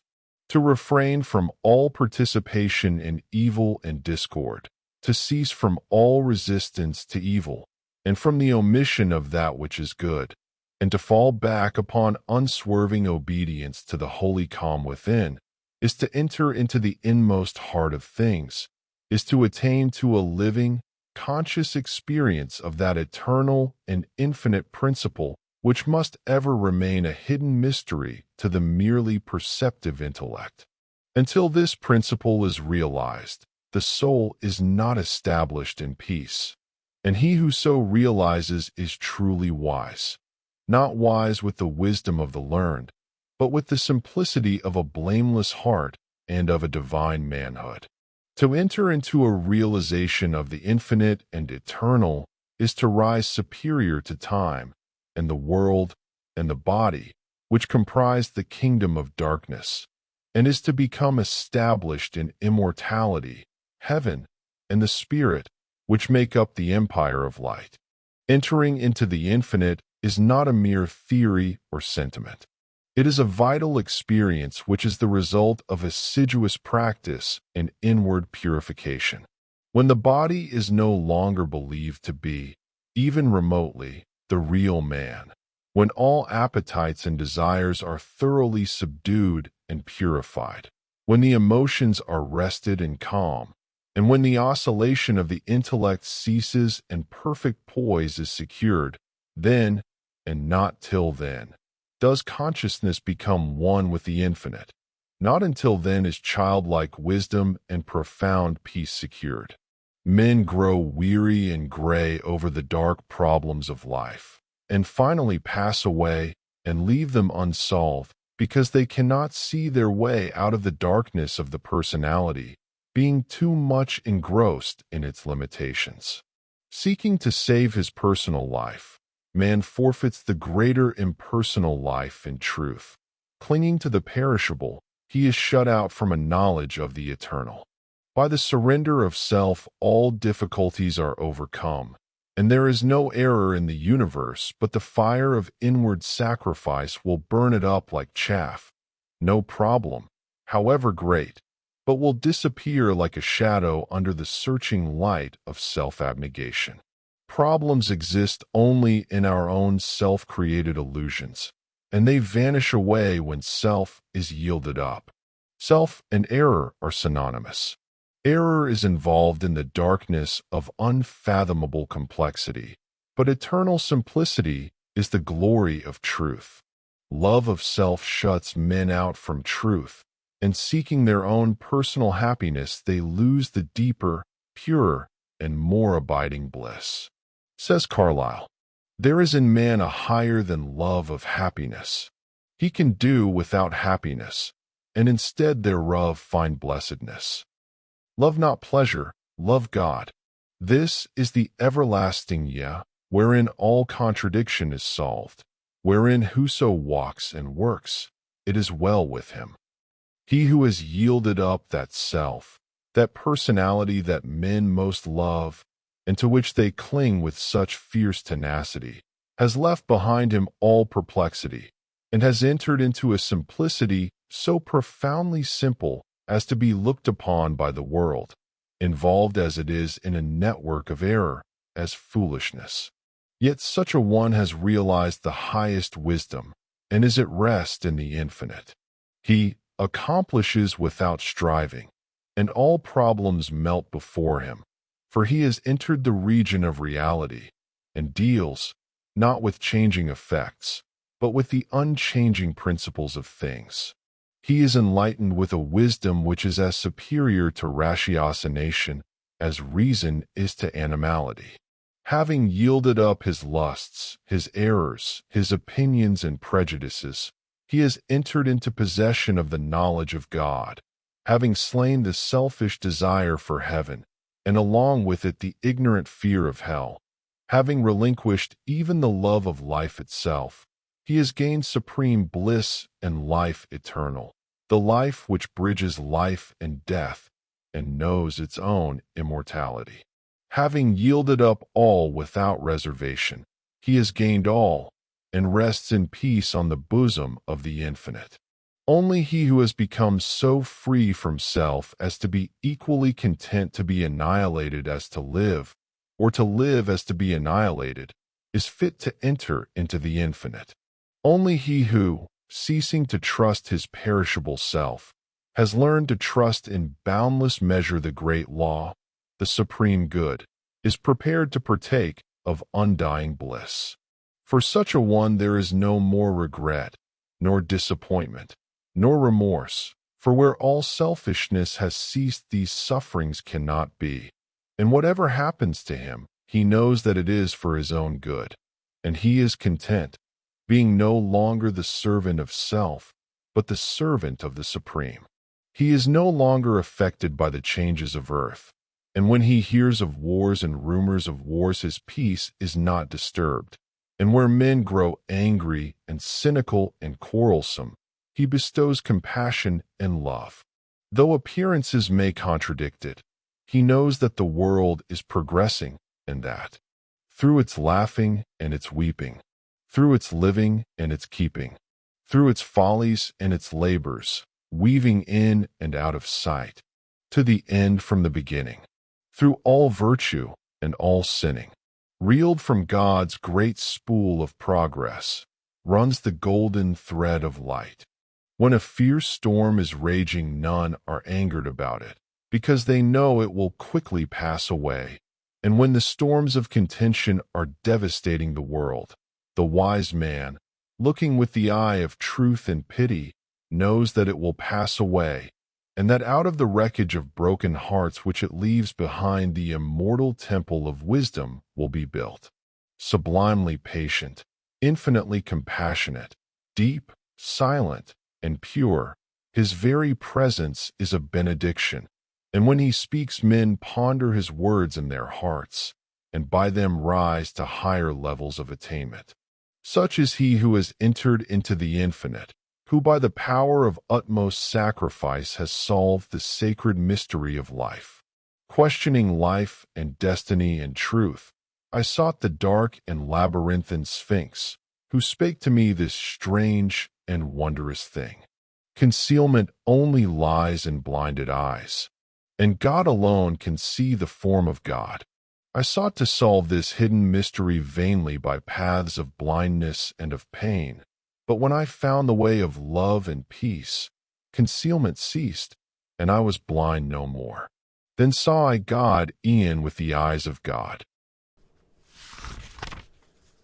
Chapter 13.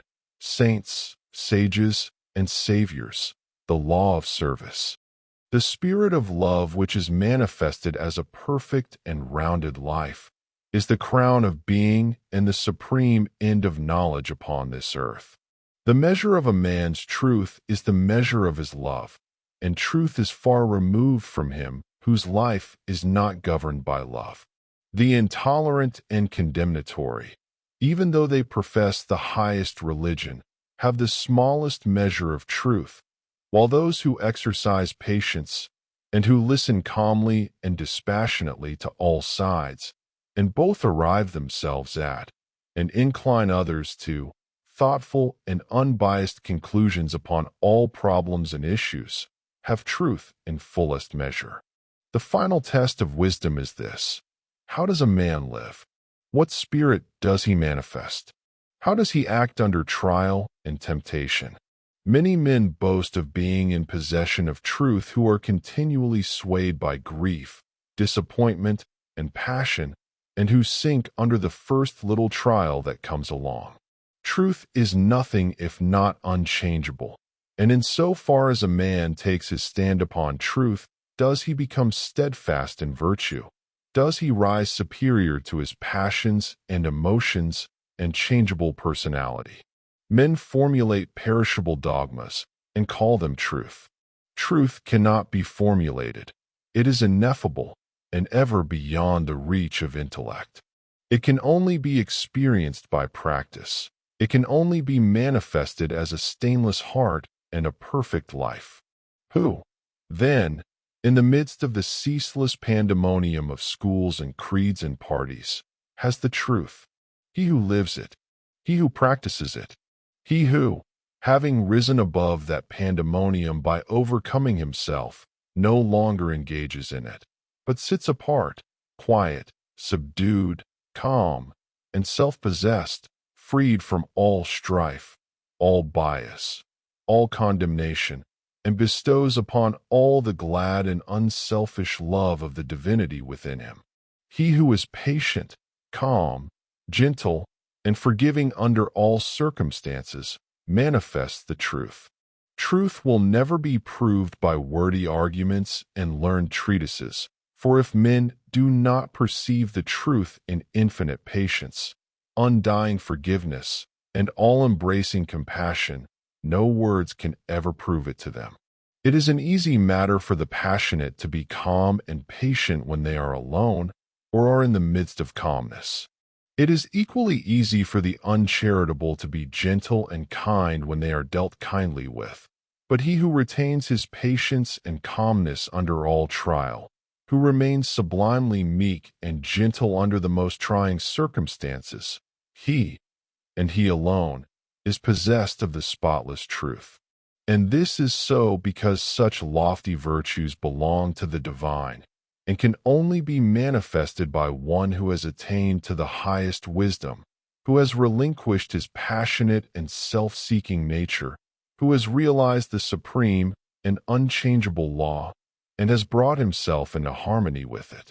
Let men, therefore, cease from vain and passionate arguments about truth, and let them think and say and do those things which make for harmony, peace, love, and goodwill. Let them practice heart virtue, and search humbly and diligently for the truth which frees the soul from all error and sin, from all that blights the human heart, and that darkens, as with unending night, the pathway of the wandering souls of earth. There is one great all-embracing law which is the foundation and cause of the universe, the law of love. It has been called by many names in various countries and at various times, but behind all its names the same unalterable law may be discovered by the eye of truth. Names, religions, personalities pass away, but the law of love remains. To become possessed of a knowledge of this law, to enter into conscious harmony with it, is to become immortal, invincible, indestructible. It is because of the effort of the soul to realize this law that men come again and again to live, to suffer, and to die. And when realized, suffering ceases, personality is dispersed, and the fleshly life and death are destroyed, for consciousness becomes one with the eternal. The law is absolutely impersonal, and its highest manifested expression is that of service. When the purified heart has realized truth, it is then called upon to make the last, the greatest and holiest sacrifice, the sacrifice of the well-earned enjoyment of truth. It is by virtue of this sacrifice that the divinely emancipated soul comes to dwell among men, clothed with a body of flesh, content to dwell among the lowliest and least, and to be esteemed the servant of all mankind. That sublime humility which is manifested by the world's saviors is the seal of Godhead, and he who has annihilated the personality and has become a living, visible manifestation of the impersonal, eternal, boundless spirit of love, is alone singled out as worthy to receive the unstinted worship of posterity. He only who succeeds in humbling himself with that divine humility which is not only the extinction of self, but is also the pouring out upon all the spirit of unselfish love, is exalted above measure, and given spiritual dominion in the hearts of mankind. All the great spiritual teachers have denied themselves personal luxuries, comforts, and rewards, have abjured temporal power, and have lived and taught the limitless and impersonal truth. Compare their lives and teachings, and you will find the same simplicity, the same self-sacrifice, the same humility, love, and peace both lived and preached by them. They taught the same eternal principles, the realization of which destroys all evil. Those who have been hailed and worshipped as the saviors of mankind are manifestations of the great impersonal law, and being such, were free from passion and prejudice, and having no opinions, and no special letter of doctrine to preach and defend, they never sought to convert and to proselytize. Living in the highest goodness, the supreme perfection, their sole object was to uplift mankind by manifesting that goodness in thought, word, and deed. They stand between man the personal and God the impersonal, and serve as exemplary types for the salvation of self-enslaved mankind. Men who are immersed in self, and who cannot comprehend the goodness that is absolutely impersonal, deny divinity to all saviors except their own, and thus introduce personal hatred and doctrinal controversy, and, while defending their own particular views with passion, look upon each other as being heathens or infidels, and so render null and void, as far as their lives are concerned, the unselfish beauty and holy grandeur of the lives and teachings of their own masters. Truth cannot be limited. It can never be the special prerogative of any man, school, or nation, and when personality steps in, truth is lost. The glory alike of the saint, the sage, and the Savior is this, that he has realized the most profound lowliness, the most sublime unselfishness, having given up all, even his own personality.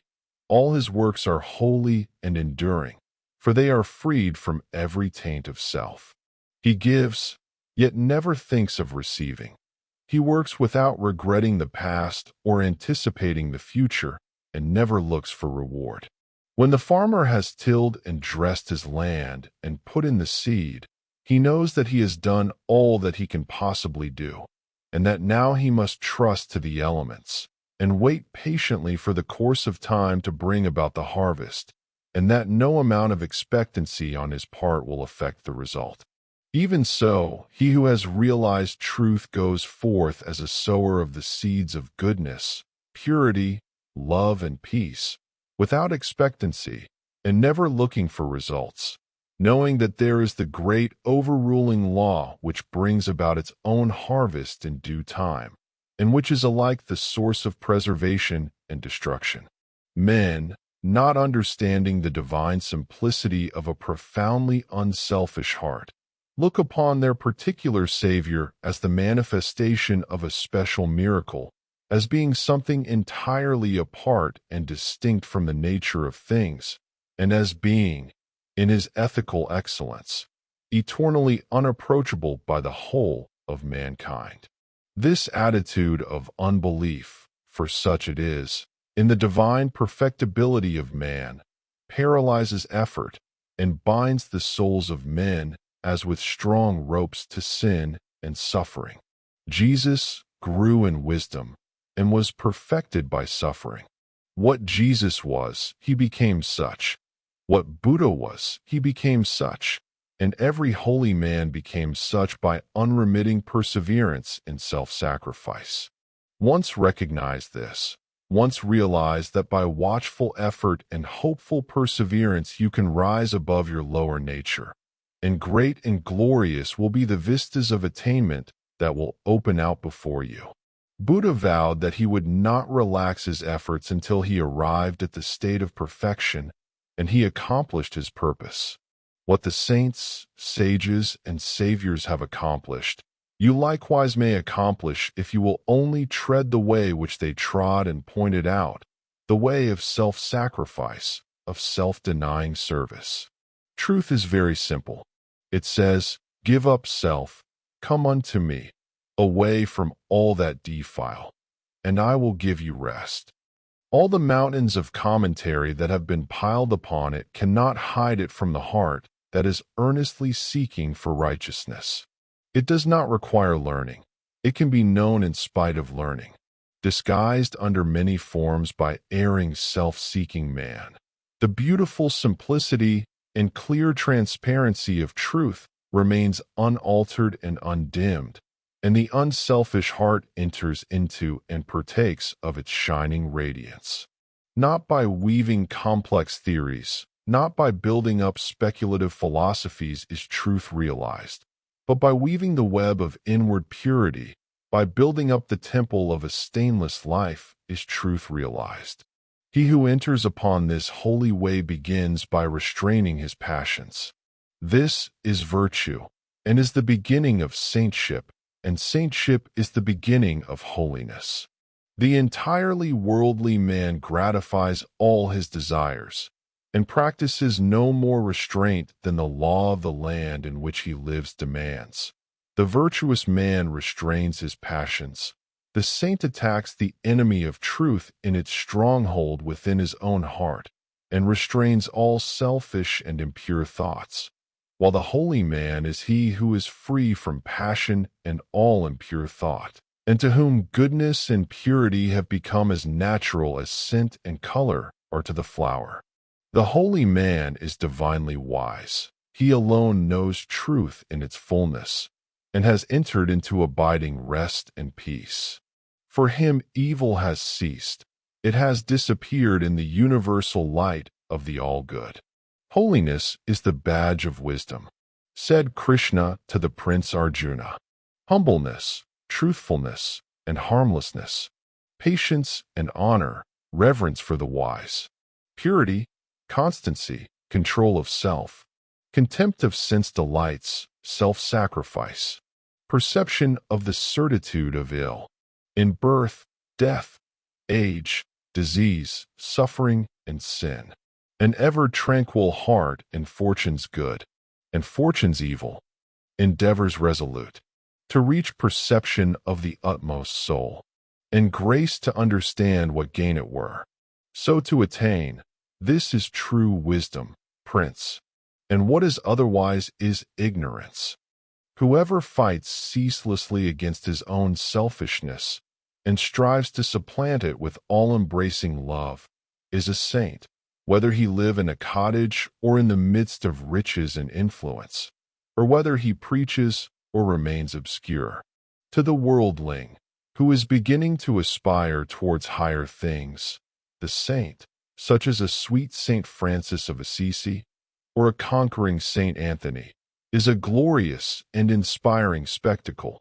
To the saint, an equally enrapturing sight is that of the sage, sitting serene and holy, the conqueror of sin and sorrow, no more tormented by regret and remorse, and whom even temptation can never reach. And yet even the sage is drawn on by a still more glorious vision, that of the Savior actively manifesting his knowledge in selfless works, and rendering his divinity more potent for good by sinking himself in the throbbing, sorrowing, aspiring heart of mankind. And this only is true service, to forget oneself in love towards all, to lose oneself in working for the whole. O thou vain and foolish man, who thinkest that thy many works can save thee, who, chained to all error, talkest loudly of thyself, thy work, and thy many sacrifices, and magnifiest thine own importance. Know this, that though thy fame fill the whole earth, all thy work shall come to dust, and thou thyself be reckoned lower than the least in the kingdom of truth. Only the work that is impersonal can live. The works of self are both powerless and perishable. Where duties, howsoever humble, are done without self-interest and with joyful sacrifice, there is true service and enduring work. Where deeds, however brilliant and apparently successful, are done from love of self, there is ignorance of the law of service, and the work perishes. It is given to the world to learn one great and divine lesson, the lesson of absolute unselfishness. The saints, sages, and saviors of all time are they who have submitted themselves to this task and have learned and lived it. All the scriptures of the world are framed to teach this one lesson. All the great teachers reiterate it.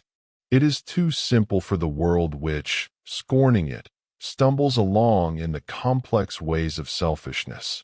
A pure heart is the end of all religion and the beginning of divinity. To search for this righteousness is to walk the way of truth and peace. And he who enters this way will soon perceive that immortality, which is independent of birth and death, and will realize that in the divine economy of the universe, the humblest effort is not lost. The divinity of a Krishna, a Gautama, or a Jesus is the crowning glory of self-abnegation, the end of the soul's pilgrimage in matter and mortality, and the world will not have finished its long journey until every soul has become as these, and has entered into the blissful realization of its own divinity. Great glory crowns the heights of hope by arduous struggle won. Bright honor rounds the hoary head that mighty works hath done. Fair riches come to him who strives in ways of golden gain, and fame enshrines his name who works with genius glowing brain. But greater glory waits for him who, in the bloodless strife, gainst self and wrong, adopts, in love, the sacrificial life. And brighter honor rounds the brow of him who, mid the scorns of blind idolaters of self, accepts the crown of thorns. And fairer, purer riches come to him who greatly strives to walk in ways of love and truth to sweeten human lives. And he who serveth well mankind exchanges fleeting fame for light eternal, joy and peace, and robes of heavenly flame. Chapter 14. The realization of perfect peace. In the external universe there is ceaseless turmoil, change, and unrest. At the heart of all things there is undisturbed repose. In this deep silence dwelleth the eternal. Man partakes of this duality, and both the surface change and disquietude, and the deep-seated eternal abode of peace are contained within him. As there are silent depths in the ocean which the fiercest storm cannot reach, so there are silent, holy depths in the heart of man which the storms of sin and sorrow can never disturb. To reach this silence and to live consciously in it is peace. Discord is rife in the outward world, but unbroken harmony holds sway at the heart of the universe.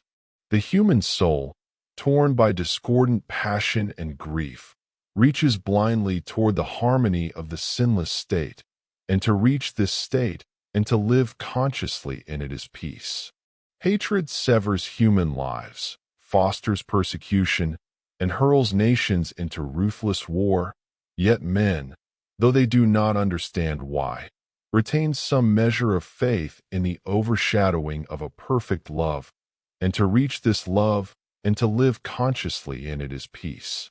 And this inward peace, this silence, this harmony, this love, is the kingdom of heaven, which is so difficult to reach because few are willing to give up themselves and to become as little children. Heaven's gate is very narrow and minute. It cannot be perceived by foolish men, blinded by vain illusions of the world. E'en the clear-sighted who discern the way and seek to enter find the portal barred and hard to be unlocked. Its massive bolts are pride and passion, avarice and lust. Men cry peace, peace, where there is no peace, but on the contrary, discord, disquietude, and strife. Apart from that wisdom which is inseparable from self-renunciation, there can be no real and abiding peace. The peace which results from social comfort, passing gratification, or worldly victory is transitory in its nature and is burned up in the heat of fiery trial. Only the peace of heaven endures through all trial, and only the selfless heart can know the peace of heaven. Holiness alone is undying peace. Self-control leads to it, and the ever-increasing light of wisdom guides the pilgrim on his way. It is partaken of in a measure as soon as the path of virtue is entered upon, but it is only realized in its fullness when self disappears in the consummation of a stainless life. This is peace, to conquer love of self and lust of life, to tear deep-rooted passion from the heart, to still the inward strife. If, O reader, you would realize the light that never fades, the joy that never ends, and the tranquility that cannot be disturbed, if you would leave behind forever your sins, your sorrows, your anxieties and perplexities, if, I say, you would partake of this salvation, this supremely glorious life, then conquer yourself. Bring every thought, every impulse, every desire into perfect obedience to the divine power resident within you. There is no other way to peace but this, and if you refuse to walk it, your much praying and your strict adherence to ritual will be fruitless and unavailing, and neither gods nor angels can help you. Only to him that overcometh is given the white stone of the regenerate life, on which is written the new and ineffable name. Come away, for a while, from external things, from the pleasures of the senses, from the arguments of the intellect, from the noise and the excitements of the world, and withdraw yourself into the inmost chamber of your heart. And there, free from the sacrilegious intrusion of all selfish desires, you will find a deep silence, a holy calm, a blissful repose. And if you will rest a while in that holy place and will meditate there, the faultless eye of truth will open within you, and you will see things as they really are. This holy place within you is your real and eternal self. It is the divine within you, and only when you identify yourself with it can you be said to be clothed and in your right mind. It is the abode of peace, the temple of wisdom, the dwelling place of immortality. Apart from this inward resting place, this mount of vision, there can be no true peace, no knowledge of the divine. And if you can remain there for 1 minute, 1 hour, or 1 day, it is possible for you to remain there always. All your sins and sorrows, your fears and anxieties are your own, and you can cling to them or you can give them up. Of your own accord you cling to your unrest. Of your own accord you can come to abiding peace. No one else can give up sin for you. You must give it up yourself.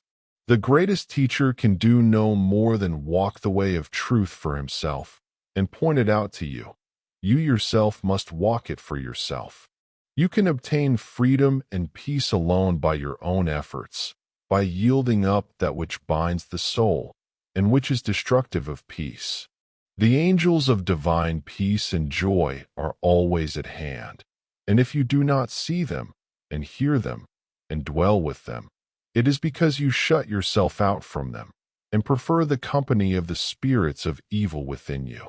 You are what you will to be, what you wish to be, what you prefer to be. You can commence to purify yourself, and by so doing can arrive at peace, or you can refuse to purify yourself, and so remain with suffering. Step aside, then, come out of the fret and the fever of life, away from the scorching heat of self, and enter the inward resting place where the cooling airs of peace will calm, renew, and restore you.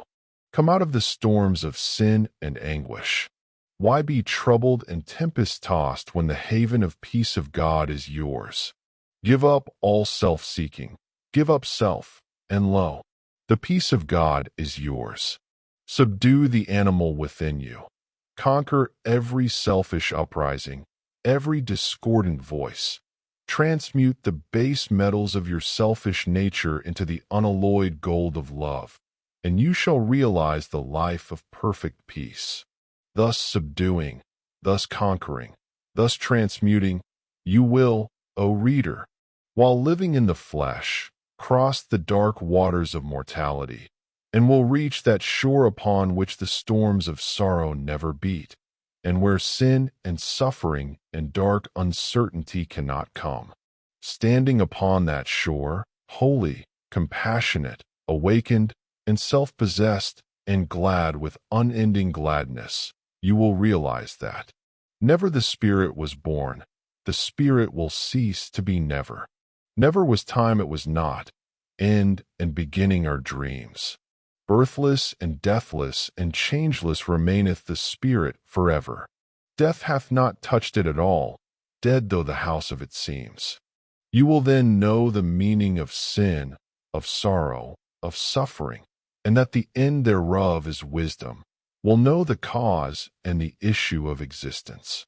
And with this realization you will enter into rest, for this is the bliss of immortality, this the unchangeable gladness, this the untrammeled knowledge, undefiled wisdom, and undying love. This, and this only, is the realization of perfect peace. O thou who wouldst teach men of truth, hast thou passed through the desert of doubt? Art thou purged by the fires of sorrow? Hath Ruth, the fiends of opinion cast out of thy human heart? Is thy soul so fair that no false thought can ever harbor there? O thou who wouldst teach men of love, hast thou passed through the place of despair? Hast thou wept through the dark night of grief? Does it move? now freed from its sorrow and care. Thy human heart to pitying gentleness, looking on wrong and hate and ceaseless stress, O thou who wouldst teach men of peace, hast thou crossed the wide ocean of strife? Hast thou found on the shores of the silence release from all the wild unrest of life? From thy human heart hath all striving gone, leaving but truth and love and peace alone. If you found this audiobook inspiring, please take a moment to like and share it with someone who could benefit from its timeless wisdom. Your support helps bring these life-changing ideas to more people. And if you're looking for more classic audiobooks, powerful book summaries, and daily affirmations to help you grow in mind, character, and purpose, be sure to subscribe to CliffNote Chronicles. Join us for more timeless insights that inspire lasting transformation. Thank you for listening, and we'll see you in the next audiobook.